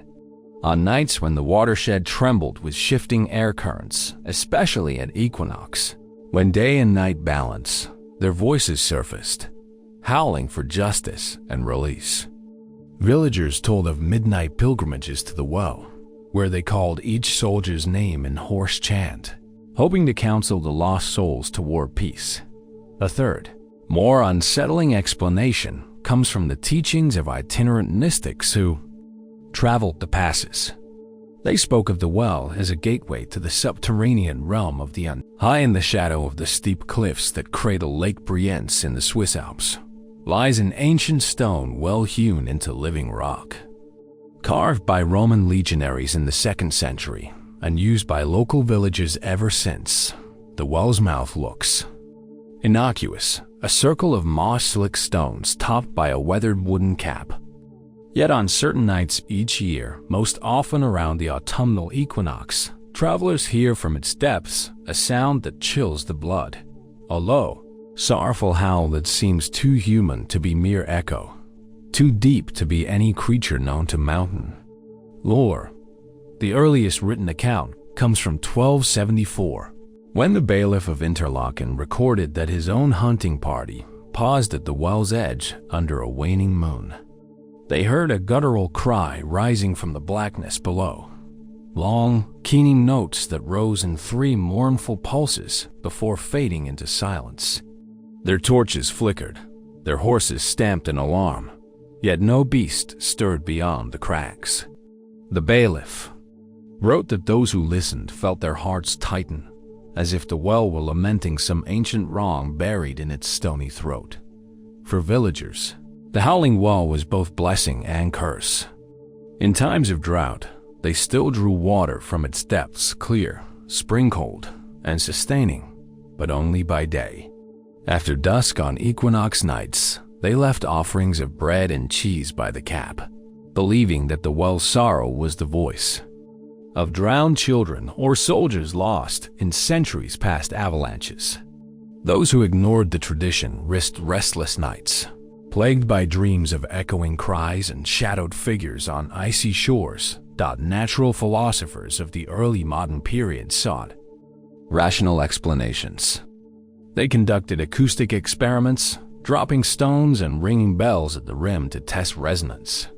They discovered narrow fissures in the limestone that conducted wind from distant valleys into the well, producing low-frequency hums. Under precise wind and temperature conditions, these hums could coalesce into modulated tones that resembled keening. Yet even the most controlled tests failed to replicate the sorrowful cadence or the sense of urgency that listeners described. The howl seemed to carry not only sound, but emotion. A second theory wove local legend into the hollow's voice. According to lore, the well covers the site of an ancient Roman outpost destroyed by a sudden landslide in AD 210. Soldiers caught off guard tumbled into loose scree in the far reaches of the Arctic Circle, where the sun dips below the horizon for months at a time and the wind carves shimmering patterns in snow. There lies a frozen promontory known to the Norse as Isfjord. Amid its pack, ice, and cavernous flows, sailors spoke for centuries of a lone lantern aglow beneath the surface, an unearthly light, pale and cold as moonlight trapped in crystal. It first drew notice in the winter of 1382, when a whaling vessel en route to Novaya Zemlya was beset by ice. As the crew heaved at frozen canvases and chipped at the hull, the first mate, Erik Svensson, spied a soft luminescence beneath the hull's starboard side, flickering like a watchfire in a submerged grotto. Erik later testified that the lanterns Light was neither golden nor blue, but an opalescent glow that seemed to pulse with the rhythm of breath. He called the crew to the rail at midnight, their breath steaming in the sharp air, and pointed to the water's glassy surface. There, through 30 fathoms of frigid sea, they saw a lantern suspended in darkness, its flame unquenched by water, its wick dancing without smoke. They watched in awe as it traced slow arcs, as though someone below the ice guided its path. When the ship broke free at dawn, the light vanished, leaving only the memory of an impossible fire beneath the waves. Word of the submerged lantern spread among seafaring folk, attracting adventurers and mystics alike. Some disguised themselves as traders, bearing provisions to the edge of the ice pack. Others arrived under banners of merchant princes seeking profit in pearls and walrus ivory. None claimed to recover the lantern, nor to have approached closer than a wary bowshot. But every winter solstice, on nights when the aurora borealis painted the sky in curtains of green and violet, ships that strayed too near the edge reported seeing its glow, an unblinking beacon guiding lost souls or luring them into the depths. Natural philosophers of Bergen proposed a geological cause. They speculated that methane trapped beneath permafrost seeped into fissures in submerged volcanic vents, bubbling to the surface and igniting when meeting phosphorescent algae. Their writings translated into Low German and Latin described how methane hydrates could produce sustained flames under pressure. Yet tests conducted in coastal fjords bore no flame. Divers reported only bubbling gas and bioluminescent plankton, glowing faintly but never coalescing into a steady lantern-like glow. The phenomenon remained elusive, visible only from a distance, and only on the coldest nights when breath condensed in thick clouds. A second theory entwined folklore and devotion. Lofoten fishermen told of Odin's lantern, forged of never-melting ice and carried by a phantom mariner to guide the souls of drowned seamen. According to their ballads, each winter a lone skald would stand upon the shore and recite a rune-chanted prayer, invoking the mariner's mercy. If the prayer was true, and if the fisherman's heart remained untroubled by greed, the lantern would rise from beneath the ice and cast a path through the darkness, leading shipwrecked survivors back to land. Those who failed to heed the lantern's beam, the ballads warned, would be drawn into a nether sea, their bones turned to pearls for the Sea King's crown. Yet a third, more spectral story circulated in the taverns of Trondheim. Here, sailors claimed the lantern belonged to a woman named Ingrid the Pale, once engaged to a captain lost at sea. When word reached her that his ship had foundered, she sculpted a lantern of ice-mixing tears shed for her betrothed with shards of frozen salt water and set it afloat upon an iron raft. She vowed to guide him home, even if it meant waiting for centuries beneath the waves. According to this tale, Ingrid's spirit remained bound to the lantern, steering it through ocean currents and drifting ice, seeking her lost love in an endless vigil. Some claim to hear her voice carried on the wind, whispering a lover's name in the creak of timbers and the sigh of sails. Despite the many theories, the lantern of ice persisted as an enigma. In 1621, Jesuit missionaries arrived, hoping to baptize the phenomenon as a divine sign. They recorded their observations in Latin treatises, noting how the lantern's glow seemed to align with the lunar calendar waxing in brightness as the moon waned, dimming as it waxed. They held midnight vigils on drifting ice floes, lighting their own lanterns in tribute, until frostbitten feet forced their retreat. In the far reaches of the Arctic Circle, where the sun dips below the horizon for months at a time and the wind carves shimmering patterns in snow, there lies a frozen promontory known to the Norse as Isfjord. Amid its pack, ice, and cavernous flows, sailors spoke for centuries of a lone lantern aglow beneath the surface, an unearthly light, pale and cold as moonlight trapped in crystal. It first drew notice in the winter of 1382, when a whaling vessel en route to Novaya Zemlya was beset by ice. As the crew heaved at frozen canvases and chipped at the hull, the first mate, Erik Svensson, spied a soft luminescence beneath the hull's starboard side, flickering like a watchfire in a submerged grotto. Erik later testified that the lantern's light was neither golden nor blue, but an opalescent glow that seemed to pulse with the rhythm of breath. He called the crew to the rail at midnight, their breath steaming in the sharp air, and pointed to the water's glassy surface. There, through 30 fathoms of frigid sea, they saw a land. In the chill of a midnight vigil at the Abbey of St. Madeleine in the French Pyrenees, candlelight danced across ancient stone walls, carved with apostles in repose. Monks gathered in hushed assembly to witness a miracle said to defy the very tide of time. In the abbey's inner sanctum stood an hourglass, a modest contraption of polished oak and slender glass bulbs. Yet its sands moved not as one would expect.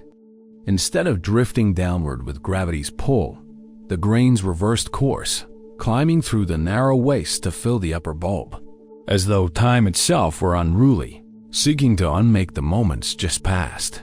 The first recorded sighting occurred on All Saints' Day in 1327, when Brother Felipe, keeper of relics, noticed that the hourglass's sands began their upward march at the first toll of the vesper bell. He observed in wonder that each grain, when it reached the constriction, paused as though deliberating before ascending. By the time Compline concluded, the lower globe stood empty, its sands lifted like prisoners released, while the upper bulb brimmed, defying reason and physics. Philippa's entry in the Abbey Chronicle reads, "The sands dance to God's own whim, and our hours reverse beyond mortal ken." Scholars from Toulouse arrived in 1340, determined to find a natural cause. They dismantled the hourglass with careful instrument and hammered clepsydra apparatus beside it, measuring air pressure, glass curvature, and magnetic force. Their experiments noted that the waist of the hourglass was fashioned from a rare rock crystal, its channels subtly narrower at the base than at the apex, an anomaly that might create a capillary-like suction. They theorized, coaxing grains upward under static charges. Yet no laboratory test could replicate the spectacle. When they built replicas with identical dimensions, the sands invariably succumbed to gravity, flowing downward in obedient measure. Only the original hourglass maintained its inverse pour. A second hypothesis wove legend and devotion into the hourglass's mystery. Local villagers spoke of a pilgrim named Lucien, who in 1283 arrived at the abbey's gates bearing a sack of desert sands gathered from the well of Sevilla, where it was said angels wept at dusk. He offered the sands as gift and asked only that. The monks pray for his lost love, a nun who had taken vows in Damascus. Upon her death, he vowed to craft a vessel that would turn time backward, granting him at least a single moment to speak her name again. They say he poured those sacred sands into the hourglass, blessing it with tears and whispered prayers. When he passed on pilgrimage a year later, the monks discovered the glass that became a vessel of hope, its sands rising like a promise of remembrance unbound by mortality. Yet a third, more unsettling account emerged from the abbey's darker corridors. In 1365, a novice named Etienne confessed in the confessional that he had stumbled upon the hourglass's true power. It responded to the heart's intention. He claimed that on nights of deepest sorrow, such as the anniversary of Abba Gautier's passing, the sands moved with greater fervor, climbing faster and sometimes spilling into the wooden stand, as though eager to gather every lost moment. Etienne spoke of how guilt or yearning could quicken or slow the ascent, that the hourglass mirrored the soul's desire to undo regret or cling to memory. Some monks whispered that the hourglass was a conduit to forbidden bargaining, that those who dared to touch it might set their own hours askew, inviting madness as time unraveled. Whatever its source, the hourglass that flowed upwards became central to St. Madeleine's nightly rites. Before Compline, monks would stand in a silent circle, hands clasped. As Felipe turned the glass, so its sands fell and then rose. They intoned psalms in low chant, marking each grain's passage. As a prayer, in the chill of a midnight vigil at the Abbey of Saint Madeleine in the French Pyrenees, candlelight danced across ancient stone walls, carved with apostles in repose. Monks gathered in hushed assembly to witness a miracle said to defy the very tide of time. In the abbey's inner sanctum stood an hourglass, a modest contraption of polished oak and slender glass bulbs. Yet its sands moved not as one would expect. Instead of drifting downward with gravity's pull, the grains reversed course, climbing through the narrow waist to fill the upper bulb, as though time itself were unruly, seeking to unmake the moments just past. The first recorded sighting occurred on All Saints' Day in 1327, when Brother Felipe, keeper of relics, noticed that the hourglass's sands began their upward march at the first toll of the vesper bell. He observed in wonder that each grain, when it reached the constriction, paused as though deliberating before ascending. By the time Compline concluded, the lower globe stood empty, its sands lifted like prisoners released, while the upper bulb brimmed, defying reason and physics. Philippa's entry in the Abbey Chronicle reads, "The sands dance to God's own whim, and our hours reverse beyond mortal ken." Scholars from Toulouse arrived in 1340, determined to find a natural cause. They dismantled the hourglass with careful instrument and hammered clepsydra apparatus beside it, measuring air pressure, glass curvature, and magnetic force. Their experiments noted that the waist of the hourglass was fashioned from a rare rock crystal, its channels subtly narrower at the base than at the apex, an anomaly that might create a capillary-like suction. They theorized, coaxing grains upward under static charges. Yet no laboratory test could replicate the spectacle. When they built replicas with identical dimensions, the sands invariably succumbed to gravity, flowing downward in obedient measure.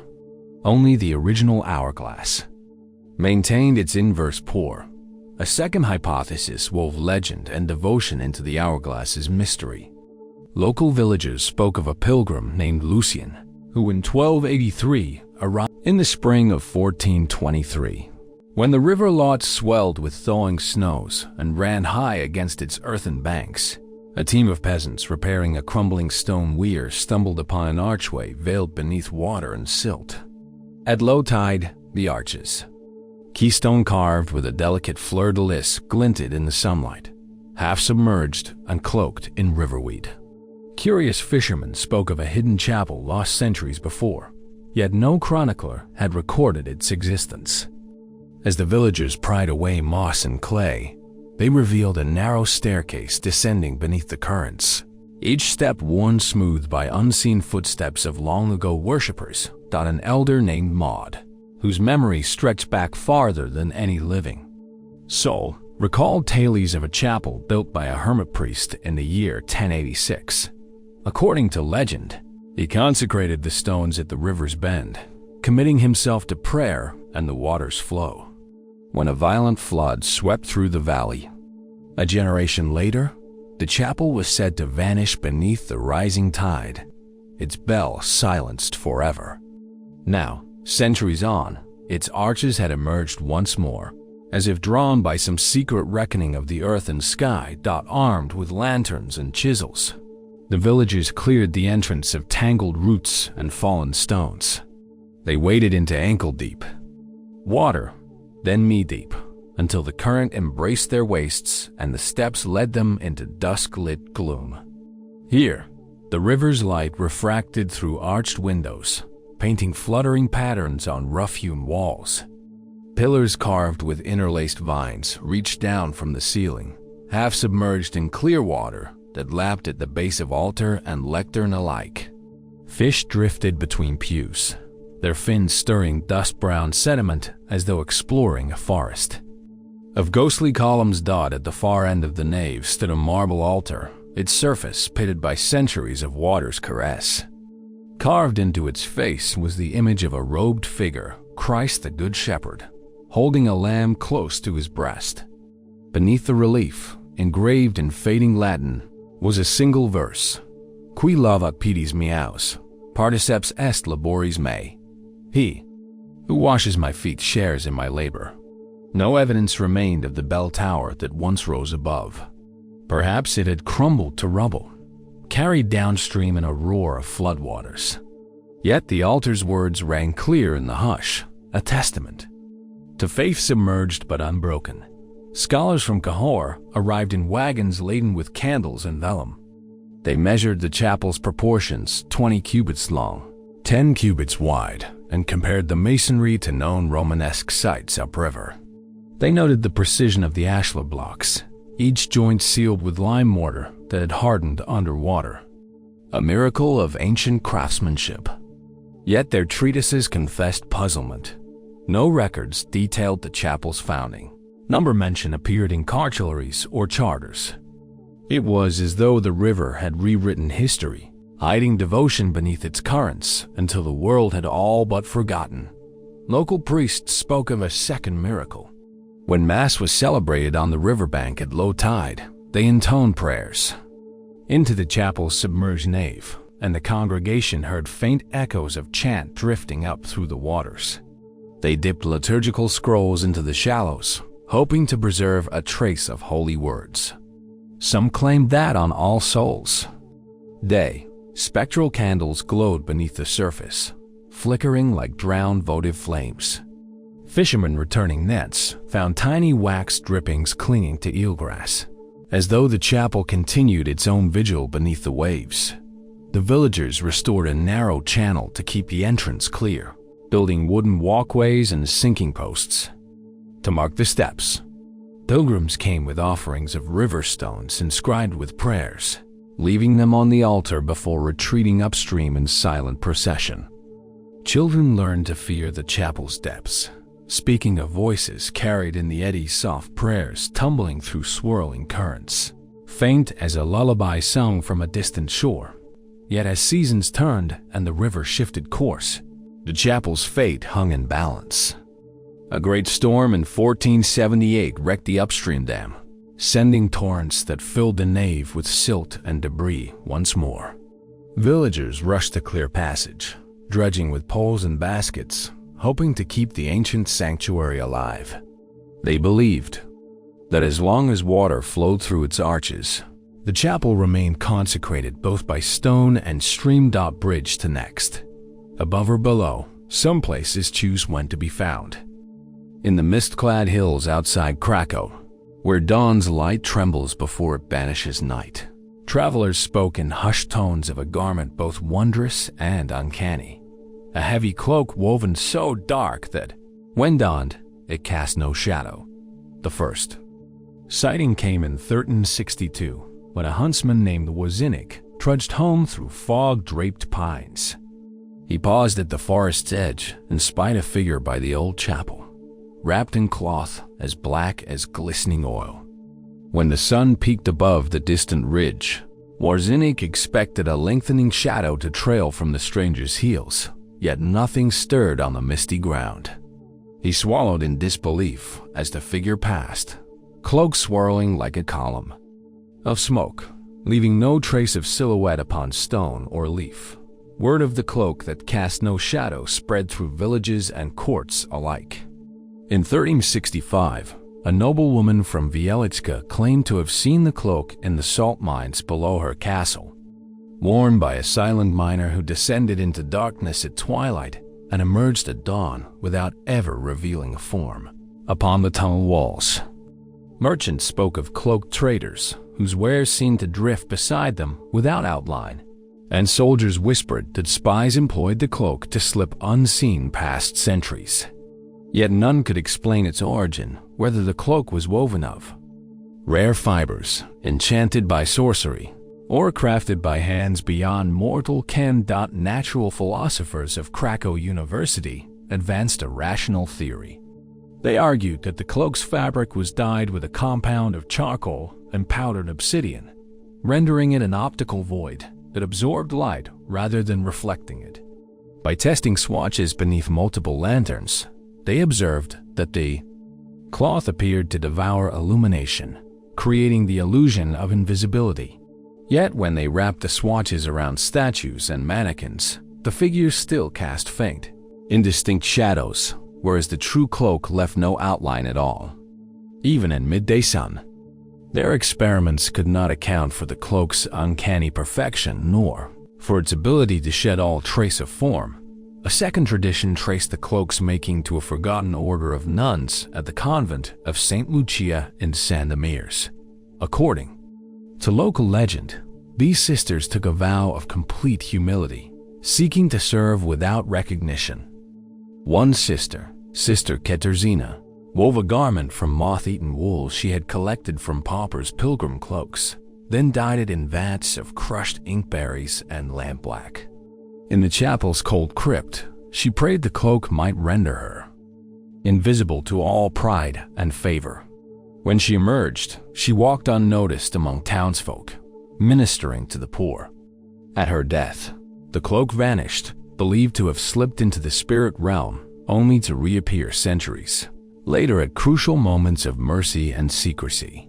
Clerics at the cathedral offered a third, spiritual explanation. They preached that the cloak was a vestment of divine anonymity, meant for those chosen to carry God's work in secret. The cloak, they said, bore runes woven into its hem, symbols of humility, compassion, and silent service. When one wore it with a pure heart, the cloak absorbed worldly gaze, that the wearer might labor unseen.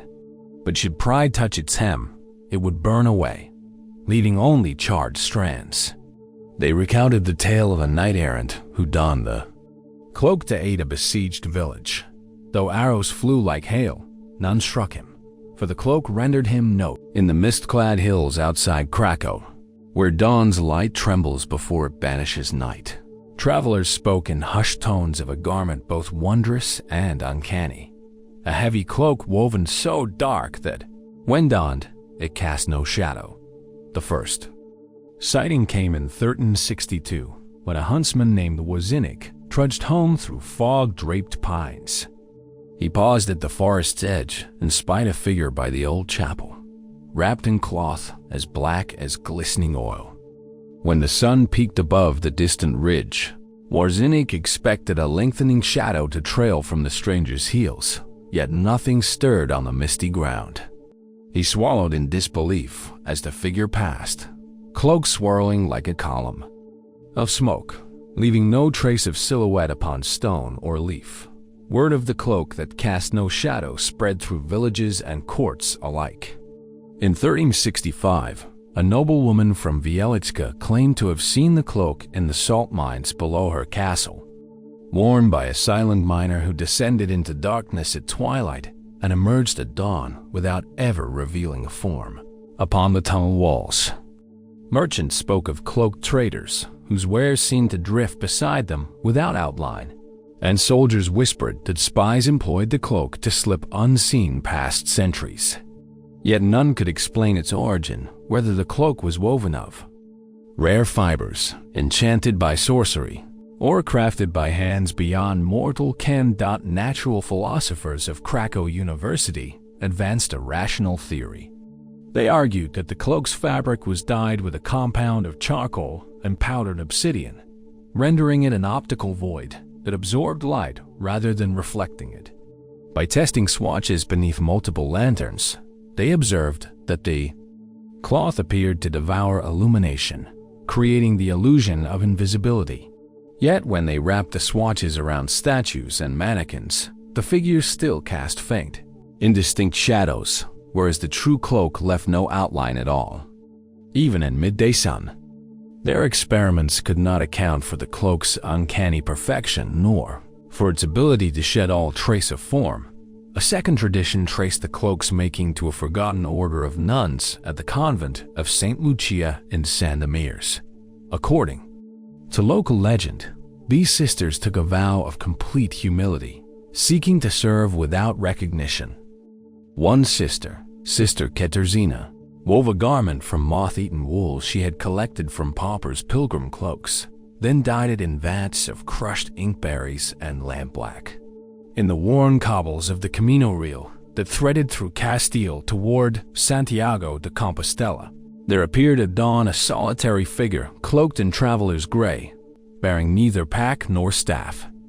Her arrival was noted first by a muleteer, filling his waterskins at a roadside fountain in Burgos. He blinked twice, certain the path had run dry the night before.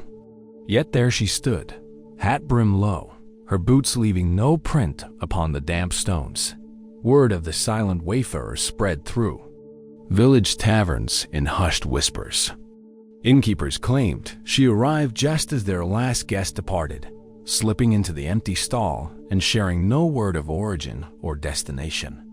Monks at roadside hospices swore she subsisted on thin air, accepting no bread or wine but offering silent prayer beside the infirm. Her footsteps, though unmarked by boot or heel, moved her always onward, never lingering beyond the bells of Vespers or Compline. Local villagers offered 3 theories to explain her passage. First, some believed her a spirit of the road, an echo of all who had walked this path but never reached their goal. In years past, pilgrims had perished of fever or bandit's blade, their bodies left unclaimed. At dusk, she emerged from the twilight haze, a witness to their unfinished journey. They said the earth refused her passage, sparing her footprints to conceal the grief of those who died unremembered, and guiding her steps with unseen compassion. A second account, carried by the daughters of shepherds in the Sierra de la Demanda, spoke of a penitent nun who, centuries before, had vowed never to touch foreign soil after her order was dissolved. Unable to leave the church's fields, she roamed them barefoot, her desire for pilgrimage unquenched. Legend held that upon her death, the Virgin granted her one final grace: to walk the sacred way in silence, without trace, so that she might absolve the sins of every traveler who came after. In her humble persistence, she redeemed both the living and the dead. A third, more practical theory arose among the learned scribes of the University of Salamanca. They proposed that the pilgrim possessed a powder of fine white clay kaolinite, ground to dust sprinkled on her boots to fill every depression of the cobbles, erasing her marks at every step.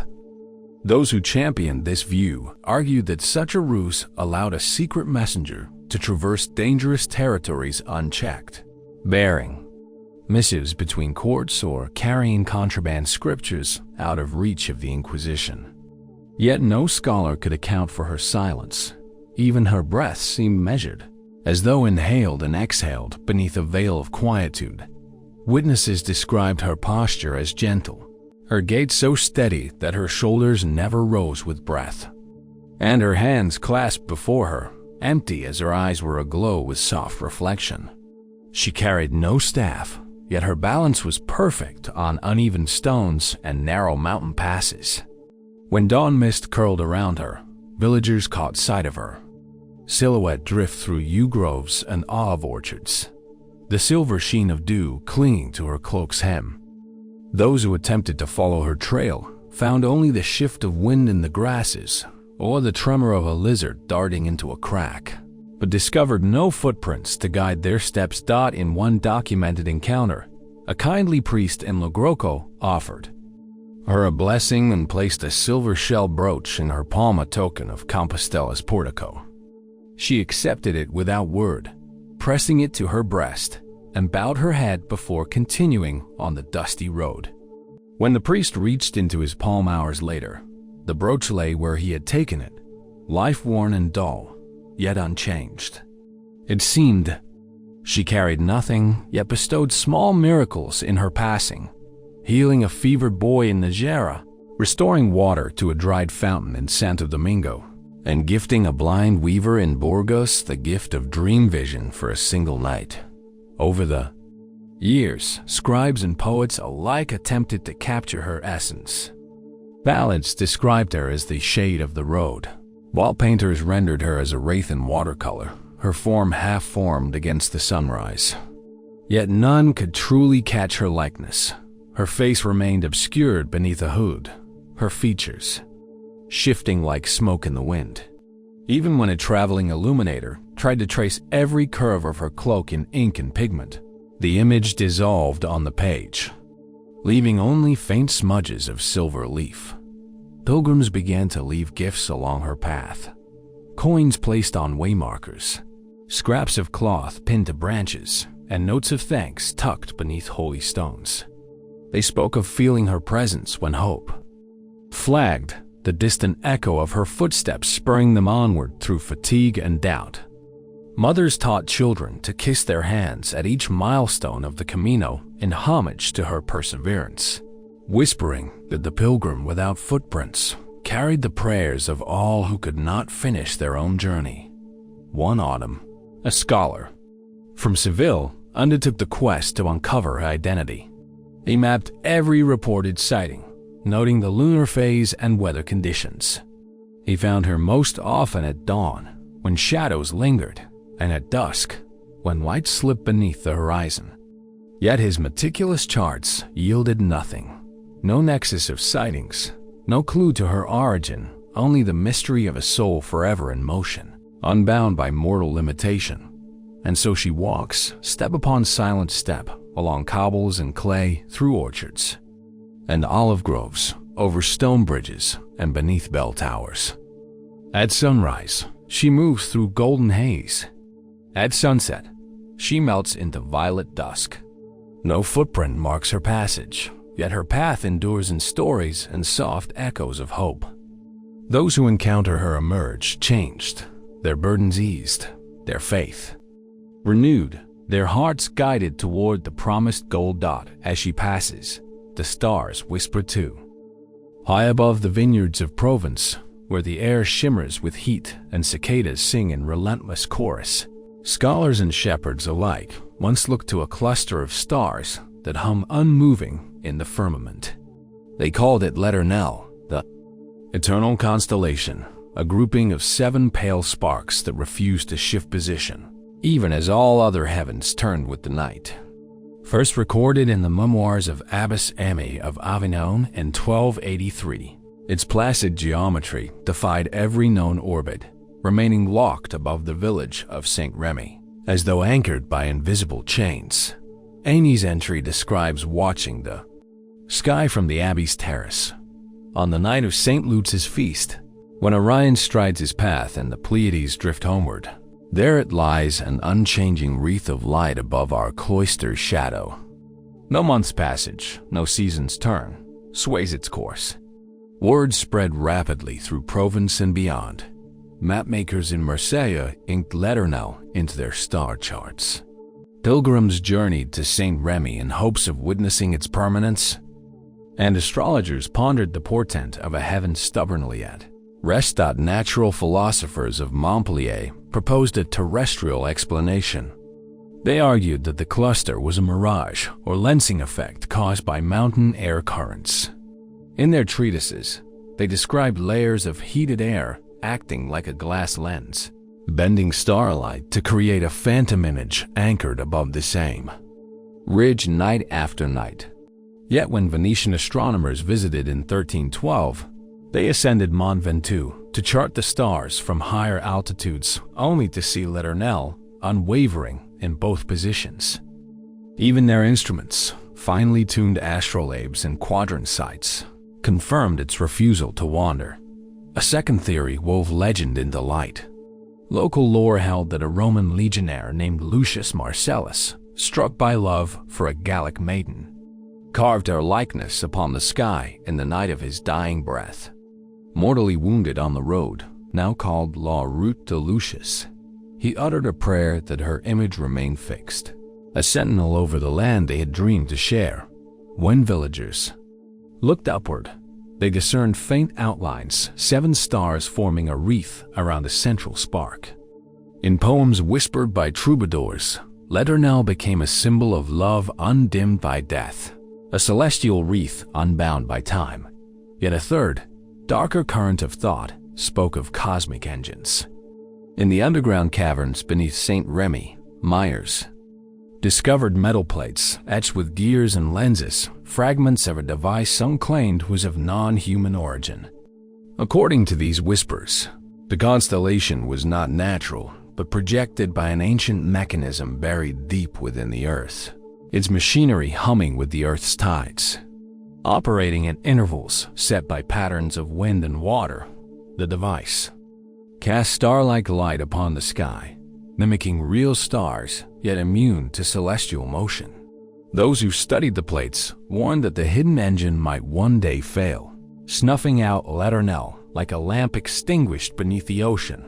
Whatever its source, the eternal constellation shaped daily life in Saint Remy. Shepherds timed their flocks by its presence, knowing that when l'Éternel appeared above the eastern ridge, it was time to drive sheep home before daybreak. Winemakers pruned their vines at its rising, believing that the cluster's unchanging light fortified grapes against drought. Children learned to trace its pattern in the dirt, assigning each point a name: faith, hope, remembrance, love, mercy, vigilance, and the central star, eternity.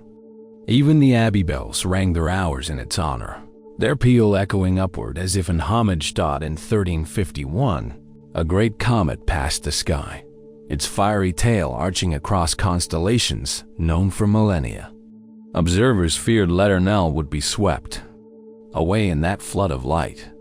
Instead, they found the cluster unchanged, its sparks undimmed, its alignment unharmed by the comet's cosmic passage. Abbot Gerard recorded with awe, "All heaven trembles at the comet's wake, yet these 7 lights hold steadfast, unmoved by fire and ash." Despite such wonder, doubts crept in. Critics in Paris argued that the cluster's fixation was merely psychological, a trick of memory and expectation, where witnesses remembered l'Éternel in the same spot because they sought it there.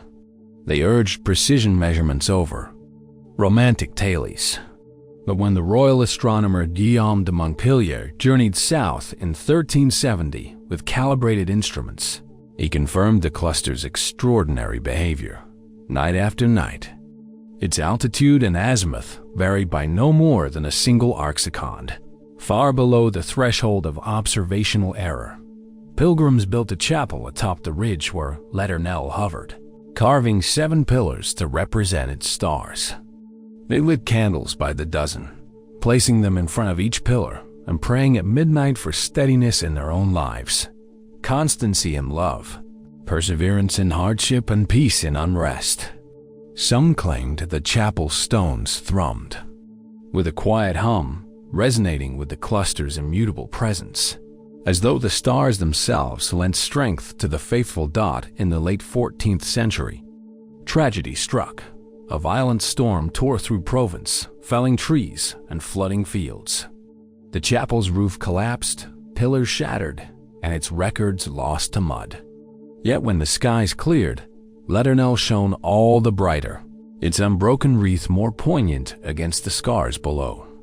Villagers rebuilt the chapel's walls with stone from the ruins, embedding fragments of collapsed pillars into the new sanctuary. Each shard a promise that permanence could be forged from lost. Today, travelers still journey to Saint Remy in hopes of seeing the eternal constellation. They climb the ridge at twilight, breathing in lavender-scented air, and wait as Orion and Cassiopeia drift across the western skies. Then, above the same stone chapel, the 7 pale lights appear, unchanging, unwavering, eternal.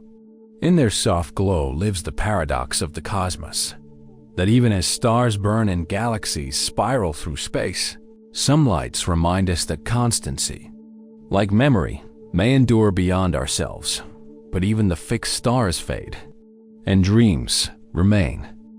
In the hush before dawn at the Abbey of Saint Cyr in northern Aquitaine, candles guttered on oak desks where scribes labored by starlight. Parchment lay ready, quills poised in inkwells, yet none dared touch the lone volume bound in silver-inked leather that rested upon a velvet cushion. This was the Dream Manuscript, an otherworldly codex said to write itself each night, its pages filled with script that no waking hand could shape. The earliest mention appears in the diary of Prior Etienne, dated the winter of 1297. He describes, gathering the brothers before midnight, when the cloister fell into deepest silence. As the abbey clock told the first hour of the night, they heard a soft scratching like sand drawn across still water from the scriptorium's inner chamber. Entering with lanterns raised, they found the manuscript open upon its lectern, its once blank pages alive with inked words that shimmered in the wavering light. Each letter formed in delicate strokes, curling into a script neither Latin nor vernacular, but a language of dreams.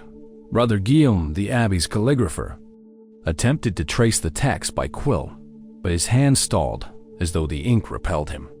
When he read the lines aloud, they conjured visions of hidden landscapes, forests where trees whispered names, cathedrals of bone beneath blood-red skies, and cities built on glass that sang when the wind passed. By dawn, the words dissolved into fine ash that drifted away on the first light breeze, leaving no trace but memory. Natural philosophers from Toulouse speculated that the book was coated with a phosphorescent mold that bloomed only by night. According to their treatises, the mold produced fluids that slowly etched faint characters into vellum under the influence of candlelight and moonlight. Yet samples taken under daylight failed to reveal any spores, and when tested under controlled illumination, no inscription emerged. The phenomenon occurred only within the abbey's scriptorium, in the deep watch of night, and never under the harsh scrutiny of laboratory lamps. A second tradition traced the manuscript's creation to Brother Sulpice, a dreamer monk who vanished. In 1273, it was said he spent decades in trance-like meditation, transcribing visions granted by angels. His final act before disappearing was to bind those sheets into a single volume and seal it with a vow that its secrets would speak only to slumbering minds. When novices later opened his tomb, they found the coffin empty but for the click of a quill echoing in the darkness. The manuscript appeared in the scriptorium days later, bearing his sigil of a closed eyelid beneath a quill's plume. Yet a third, more unsettling account came from Sister Beatrice, the infirmarian, who claimed she had glimpsed the manuscript's true face. One night, drawn by fevered delirium, she crept into the scriptorium and pressed her cheek against the vellum. She described feeling the book inhale her thoughts as words formed in ink that tasted of memory. She saw names of her ancestors, long dead, and futures she had not yet lived. When she awoke at dawn, her robes bore crimson stains, not of blood, but of dried script that flaked away at her touch. She warned that those who read the dream manuscript risked losing themselves to its pages, becoming ghosts in unread chapters. Whatever its origin, the manuscript shaped life at St. Cyr. Monks held nightly vigils, listening for the scratch of phantom quills and the hush of pages turning. They recorded fragments in separate notebooks, words of power, lines of lament, verses of promise, but each copy faded upon sunrise, ink dissolving like dew. Pilgrims came seeking cures for nightmares, offering wax and vellum in tribute, hoping the manuscript would spare them sleepless torments. Mothers prayed that its pages might reveal hidden cures for their children's fevers. Scholars wondered whether its dream script contained lost prophecies of kings and empires. In the autumn of 1310, a delegation from Paris arrived, led by Master Rowe, a renowned logician. He argued that the manuscript was a cipher, a self-generating text in symbolic code, meant to be decoded only by those initiated into the dream order. He attempted to catalog recurring glyphs and patterns, but each night the book crafted new forms, eluding every schema. Frustrated, he abandoned his analysis, conceding that some texts exist outside the bounds of reason, dwelling instead in the realm between sleep and waking. Over the centuries, many tried to steal or destroy the dream manuscript. Barbarians pillaged the abbey in 1378, yet found only empty desks. Flames licked the scriptorium's rafters in 1422, but the book emerged unscathed, its leather cover curled yet intact. Even when the manuscript disappeared for years, rumored stolen by a dream thief, the abbey's novices awoke to its familiar glow resting on the lectern as though carried home by unseen hands. Today, the dream manuscript rests beneath a silver mesh, read only by candlelight in strict silence. Monks don sleep masks, trusting the book to speak its truths in visions. Those who have gazed upon its pages in slumber speak of a voice that speaks without breath, a language felt upon the skin of the mind. And when dawn breaks, they awaken, with fragments of its script dancing in their eyes, whispers of worlds that exist only between sleeping and waking, reminding all who witness that some stories are written not by hand, but by the dreaming soul. Bridge to next.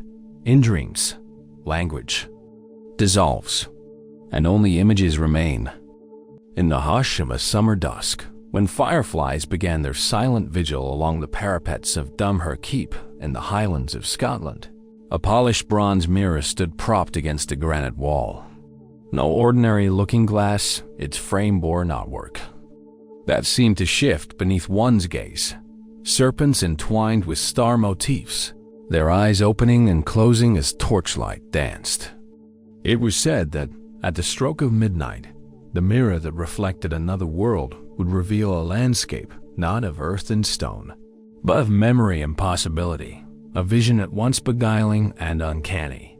The first record appears in the journal of Lady Moira MacLeod in 1426.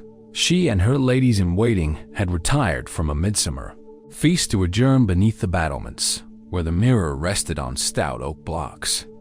When the hourglass quivered its final grains and the abbey bells tolled 12, Lady Moira peered into its polished surface and gasped. In place of her own face, the glass showed a desolate glen under violet skies, where twisted pines bent, as though beckoning, and a lone figure in white robes walked barefoot across reflective pools. When her maid dipped a finger to touch the glass, the pools rippled, but no water touched her fingertip. By the time the moon slipped behind a cloud, the mirror had returned to its ordinary sheen, and Lady Moira staggered back to her chamber, her heart drumming with wonder. Word spread through the keep's halls like wildfire.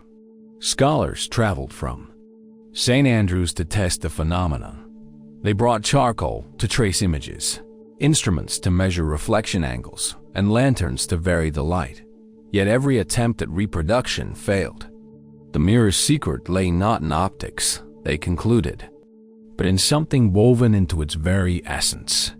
When no plausible explanation emerged, they whispered of enchantment, an alchemical pact sealed in bronze and glass by a master artisan long vanished. Two principal schools of thought emerged to explain the mirror's visions. The first spoke of a parallel realm, a world that coexisted beside our own, visible only through the mirror's threshold.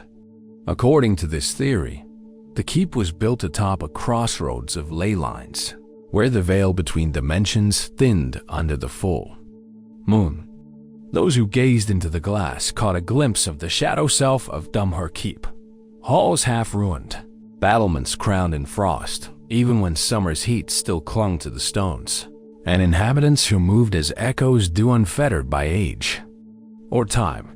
Some brave souls claimed they saw their own futures within that mirrored realm, a ruined keep reclaimed by ivy, or children they had yet to bear dancing in its courtyard. A second theory rooted the mirror firmly in parable rather than portal. Monks at the nearby monastery of St. Columba's proposed that it was a moral instrument crafted to teach humility and introspection. In this telling, the landscape beyond the glass was not another world, but a reflection of one's inner state. When envy or pride bloomed in the soul, viewers saw desolation and ruin. When compassion and wonder filled their hearts, the glen appeared lush with blossoms and mirrored pools glowed with living light.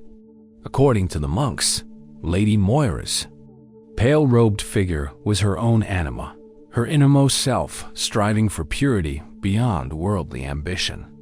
They instructed that only those who approached the glass with a contrite heart would glimpse beauty rather than doom. Yet a darker whisper wove through the keep's kitchens and quartermaster's quarters. Servants spoke of a third, more spectral explanation, that the mirror housed a trapped spirit. Legend held that an exiled sorcerer, condemned for heresy in 1293, found his own ghost in the bronze frame before vanishing into mist. In exchange, he cursed the mirror to show visions only to those it chose, feeding upon their fear and longing. Those whose reflection lingered too long in the glass found their own shadows slipping free, footsteps that moved without feet, voices echoing in empty corridors, and phantom reflections flickering behind them in torchlit halls. Few dared to confess such horrors to the keep's nobility, for fear of being deemed mad or cursed. Whatever the truth, the mirror that reflected another world demanded reverence and fear. After Lady Moira's encounter, the bronze frame was draped in velvet at dusk, and only the lord of the castle or his chosen guest might lift the covering. Visitors who glimpsed the other realm often swore oaths of silence, lest they unleash its power upon the unwitting. A single replica was forged in Edinburgh in 1492 by a master glazier, but that glass yielded only one's own reflection, its bronze frame dull and lifeless. It was returned to its maker and dismantled under oath, the shards buried beneath holy roots. Chapel floor, dot in time. Even the original mirror was treated as a relic rather than a curiosity. Its knotwork frame was polished each night with sacred oils. Prayers were inscribed in silver ink across its bevel, and a guardian was appointed to stand watch by the glass when the moon was full. Yet on the anniversary of Lady Moira's first sighting, the guardian's post fell empty. A nightingale's song drifted through the open window, and when dawn broke, the mirror had vanished, only to reappear weeks later, propped once more against the same granite wall. As though carried by unseen hands, generations have passed since the mirror's last documented vision. The keep stones have softened under lichen, and some say the vaulted chapel has collapsed. Yet under moonlit skies, torchlight still gleams upon bronze knotwork, and travelers pause before the glass surface. They lean in, breath fogging the cold bronze, and hope to see beyond to a world shaped by longing, regret, or grace.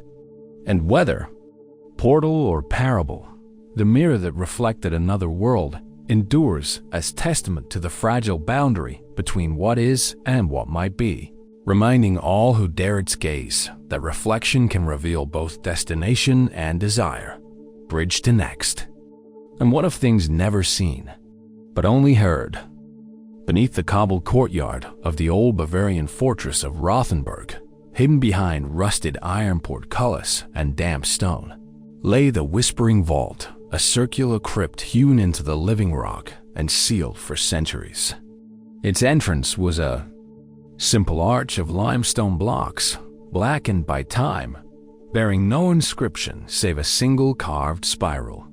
Locals whispered that on certain nights, especially those when All Hallows Eve and the winter solstice converged, the crypt itself exhaled soft murmurs, as if the dead spoke across the boundary of silence. The earliest account appears in the ledger of Castle Steward Reinhardt, dated October 1384.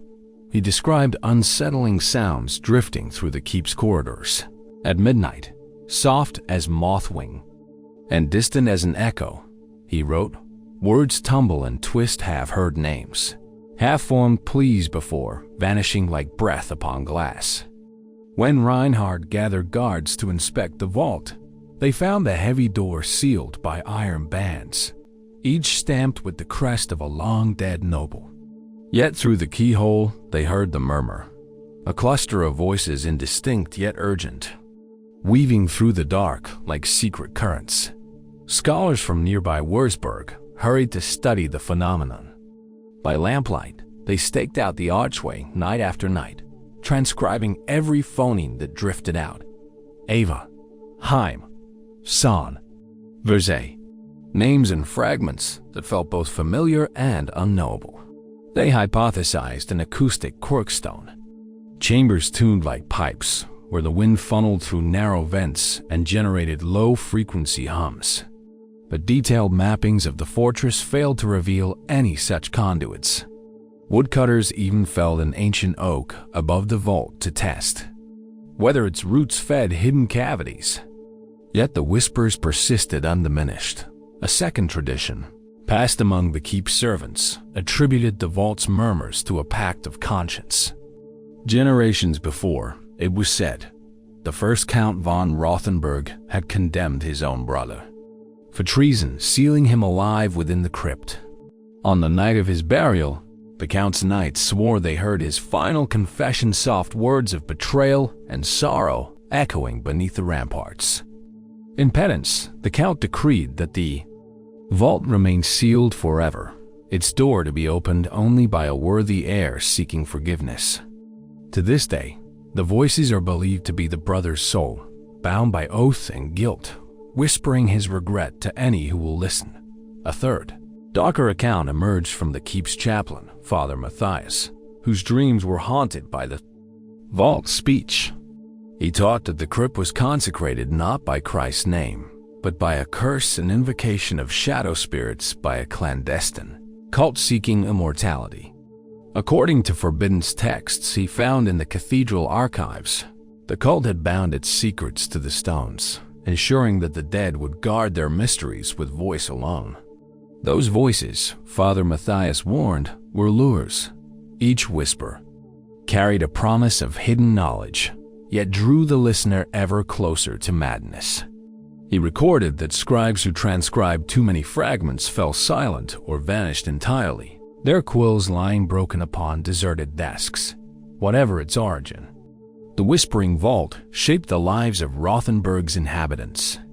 On nights when the murmurs rose, the castle gates were barred and torches extinguished, so that the guide-voiced cadences might carry unbroken. Nobles and knights gathered in the great hall, seating themselves around the roaring hearth, each man gripping a silver chalice of wine, seeking courage against the unseen choir beneath their feet. Mothers clutched their children close, lest they hear names that belonged to lost kin.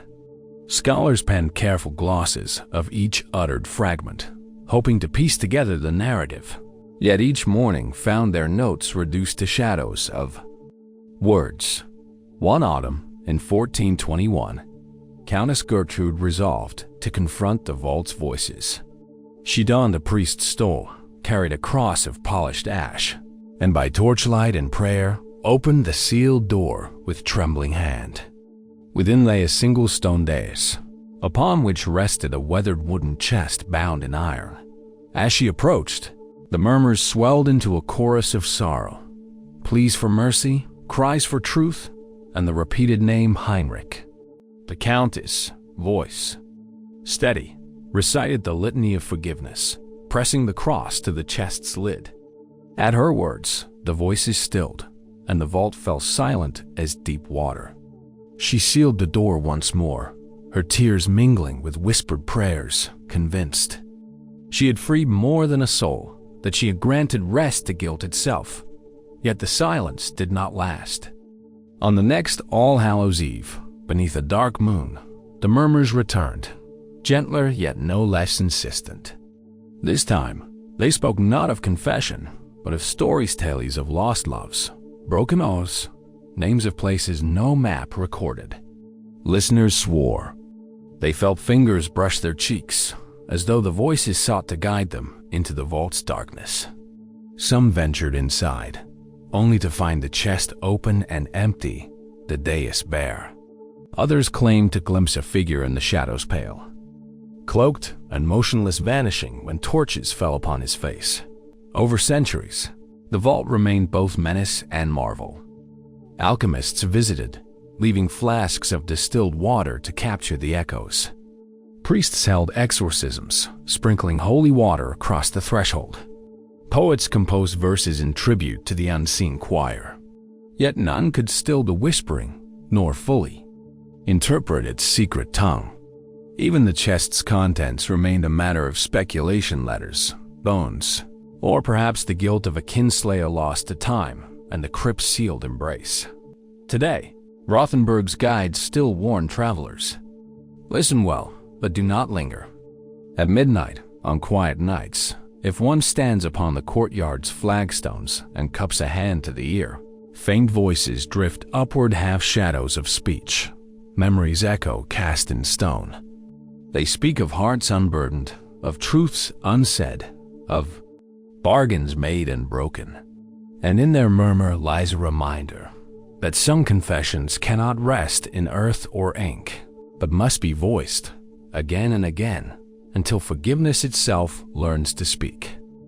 In the hush of the candlelit scriptorium at the Abbey of St. Vincent in Normandy, Brother Unknown paused mid-stroke, quill hovering above a pristine vellum codex. The year was 1437, and rumor had reached him of a book that inscribed its own pages each night. No human hand guided its words. No inkpot or burner touched its surface. Tonight, at the hour of none, he would witness the miracle for himself. Just after midnight, when the bells had tolled and the last embers sunk into ash, a tremor of anticipation stirred among the few monks who remained awake. Arnaud and two others stood circled around the lectern, where the bound volume lay open, its pale pages blank under the flicker of oil lamps. A distant wind rattled the leaded windows, yet inside, the air felt charged with expectancy. Brother Lucien, the abbey's keeper of relics, traced the empty lines with a white-gloved hand, as if testing for hidden grooves. Brother Etienne, the novice, watched with wide eyes, breath caught between fear and wonder at the stroke of one. A faint hiss whispered through the room, like breath escaping a sealed jar. Then, as though drawn by some unseen quill, the first letter formed, an ornate A curling into itself with hesitant grace. Arnaud felt a tingle along his fingertips as the stroke deepened to ink-black relief against vellum. He dared not blink. One by one, sentences unfurled, lines of Latin and Occitan interwoven, speaking of distant lands and secret parables. The script flowed evenly, as though dictated by a calm, steady voice just beyond hearing. By the hour of prime, half the right-hand page was filled. The words described a pilgrimage of stars carried upon a river of glass, where travelers bowed before a silent choir of statues whose lips moved in prayerless benediction. Etienne leaned forward, mesmerized, until Lucien gently grasped his shoulder, reminding him to remain still. The phrases spiraled across the page, each line emerging as if rehearsed. Then, without warning, the pen seemed to pause. A single drop of ink fell, spreading into a small, dark puddle that shimmered before being absorbed. The words resumed, more urgently, weaving a tapestry of vision and warning. At cockcrow, as the sky blanched toward dawn, the final letters of the chapter appeared, a verse of prophecy about the turning of ages and the hunger of times unraveling. Then the quill halted, the hiss faded, and the book lay still, its newly written chapter dry to the touch, the ink as permanent as any scribe's careful hand could achieve. Arnaud exhaled, his heart thundering in his chest. He closed the codex. Gently, hearing the faint rustle of parchment as pages settled against one another. Over the following days, the monks debated the book's nature. Natural philosophers suggested the vellum was infused with phosphorescent fungi that secreted dark pigment under the influence of humidity and lack of light. They tested samples in laboratories at Rouen, but found no such organism.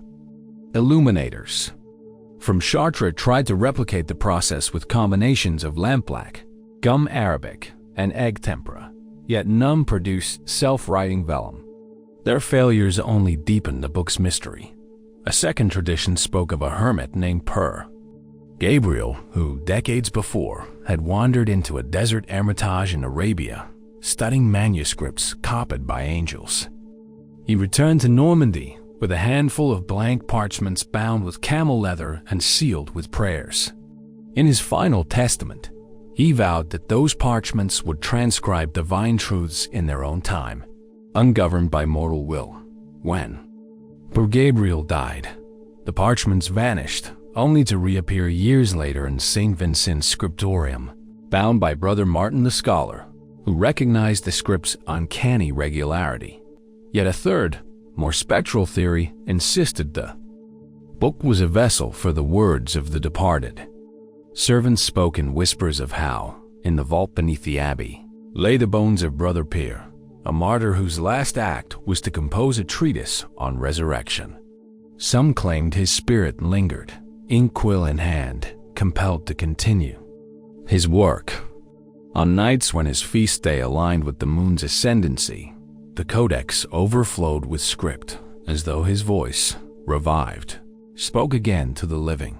Whatever its provenance, the book that writes itself became an object of both reverence and dread.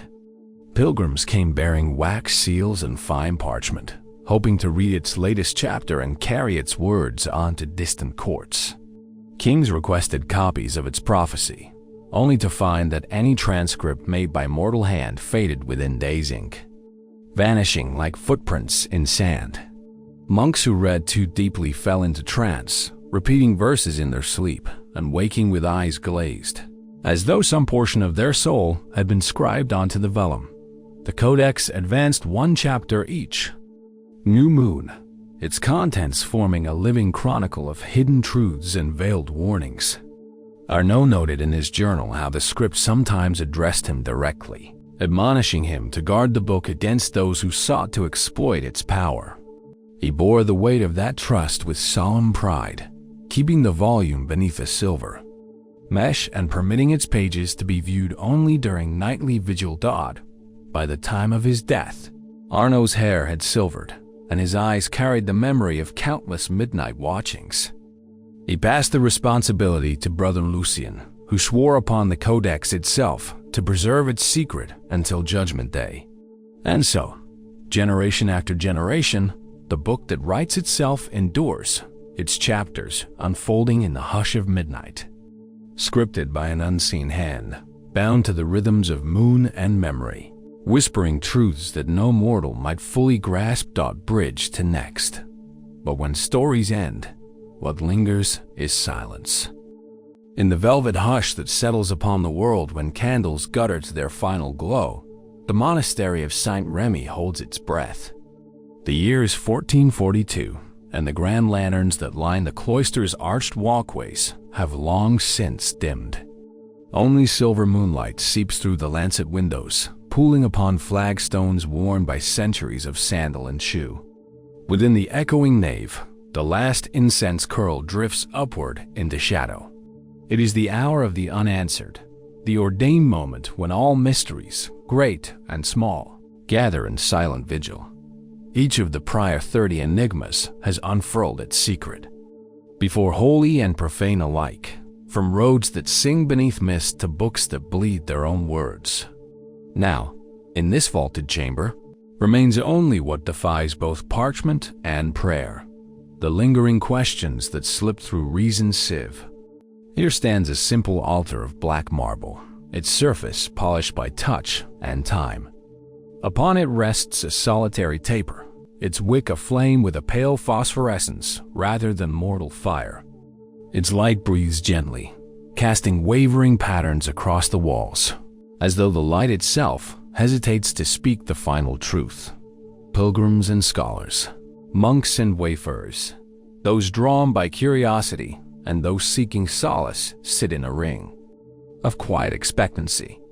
They have borne witness to wonders and portents, to graves that speak and relics that weep.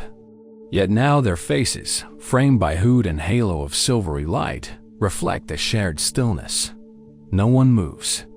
No one dares to break the hush, for the hour of the unanswered demands only presence, the simple act of sitting with what cannot be known.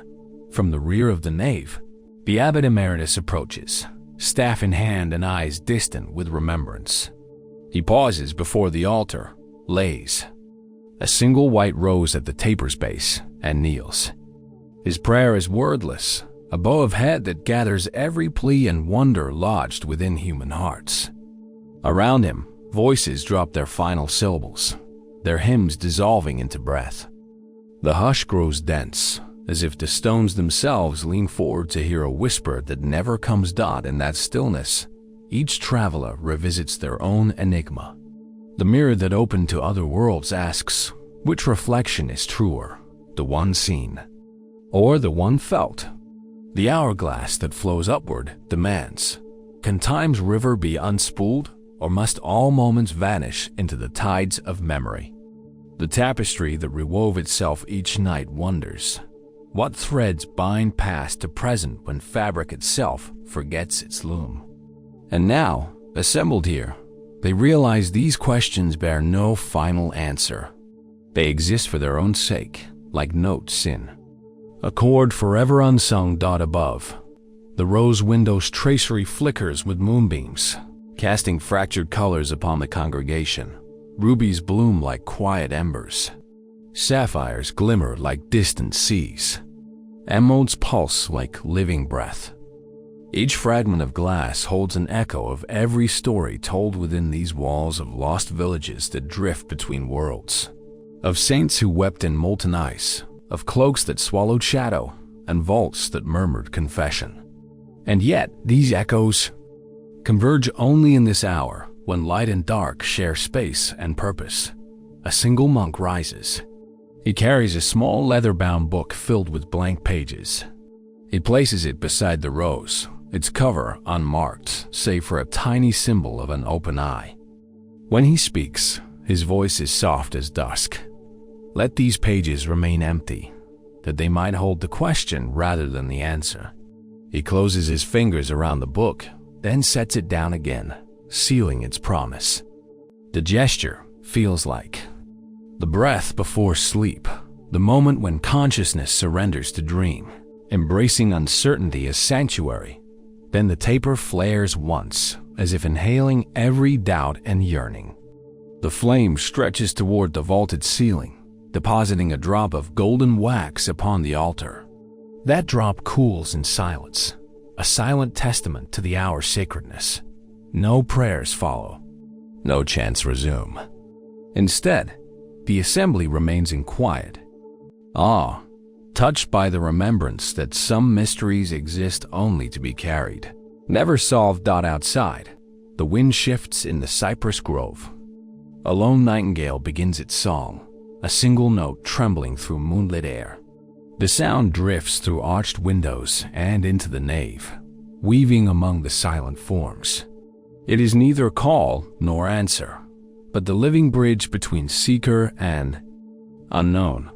As the final embers of incense fade, pilgrims rise, moving like reverent shadows toward the cloister's gate. Each carries within them the hour's hush, a gift of unknowing that glows brighter than any answered prayer. And so the monastery closes its doors upon the night. The taper's light is extinguished with a sigh. The rose window returns to stillness. What remains is the hush, the resonance of absence, the echo of every question held gently in waiting. For the hour of the unanswered does not demand resolution, it offers instead the grace to rest within mystery, to carry wonder as a quiet lantern through all days yet to come. And when the last candle flickers, only wonder remains. In the stillness after the final bell. When night's breath settles on stone and shadow, all questions find their rest, not in answers, but in gentle release. The stars hold their counsel, and the wind carries only the echo of wonder, not explanation. In that sacred pause, each mystery-spoken road, singing scroll, unseen voyager, becomes a silent companion on the path of sleep. Let the hour of the unanswered wrap around your heart like velvet and carry you beyond thought's reach. For in the quiet where inquiry fades, the soul discovers its own quiet song, drifting free upon the currents of dreaming night.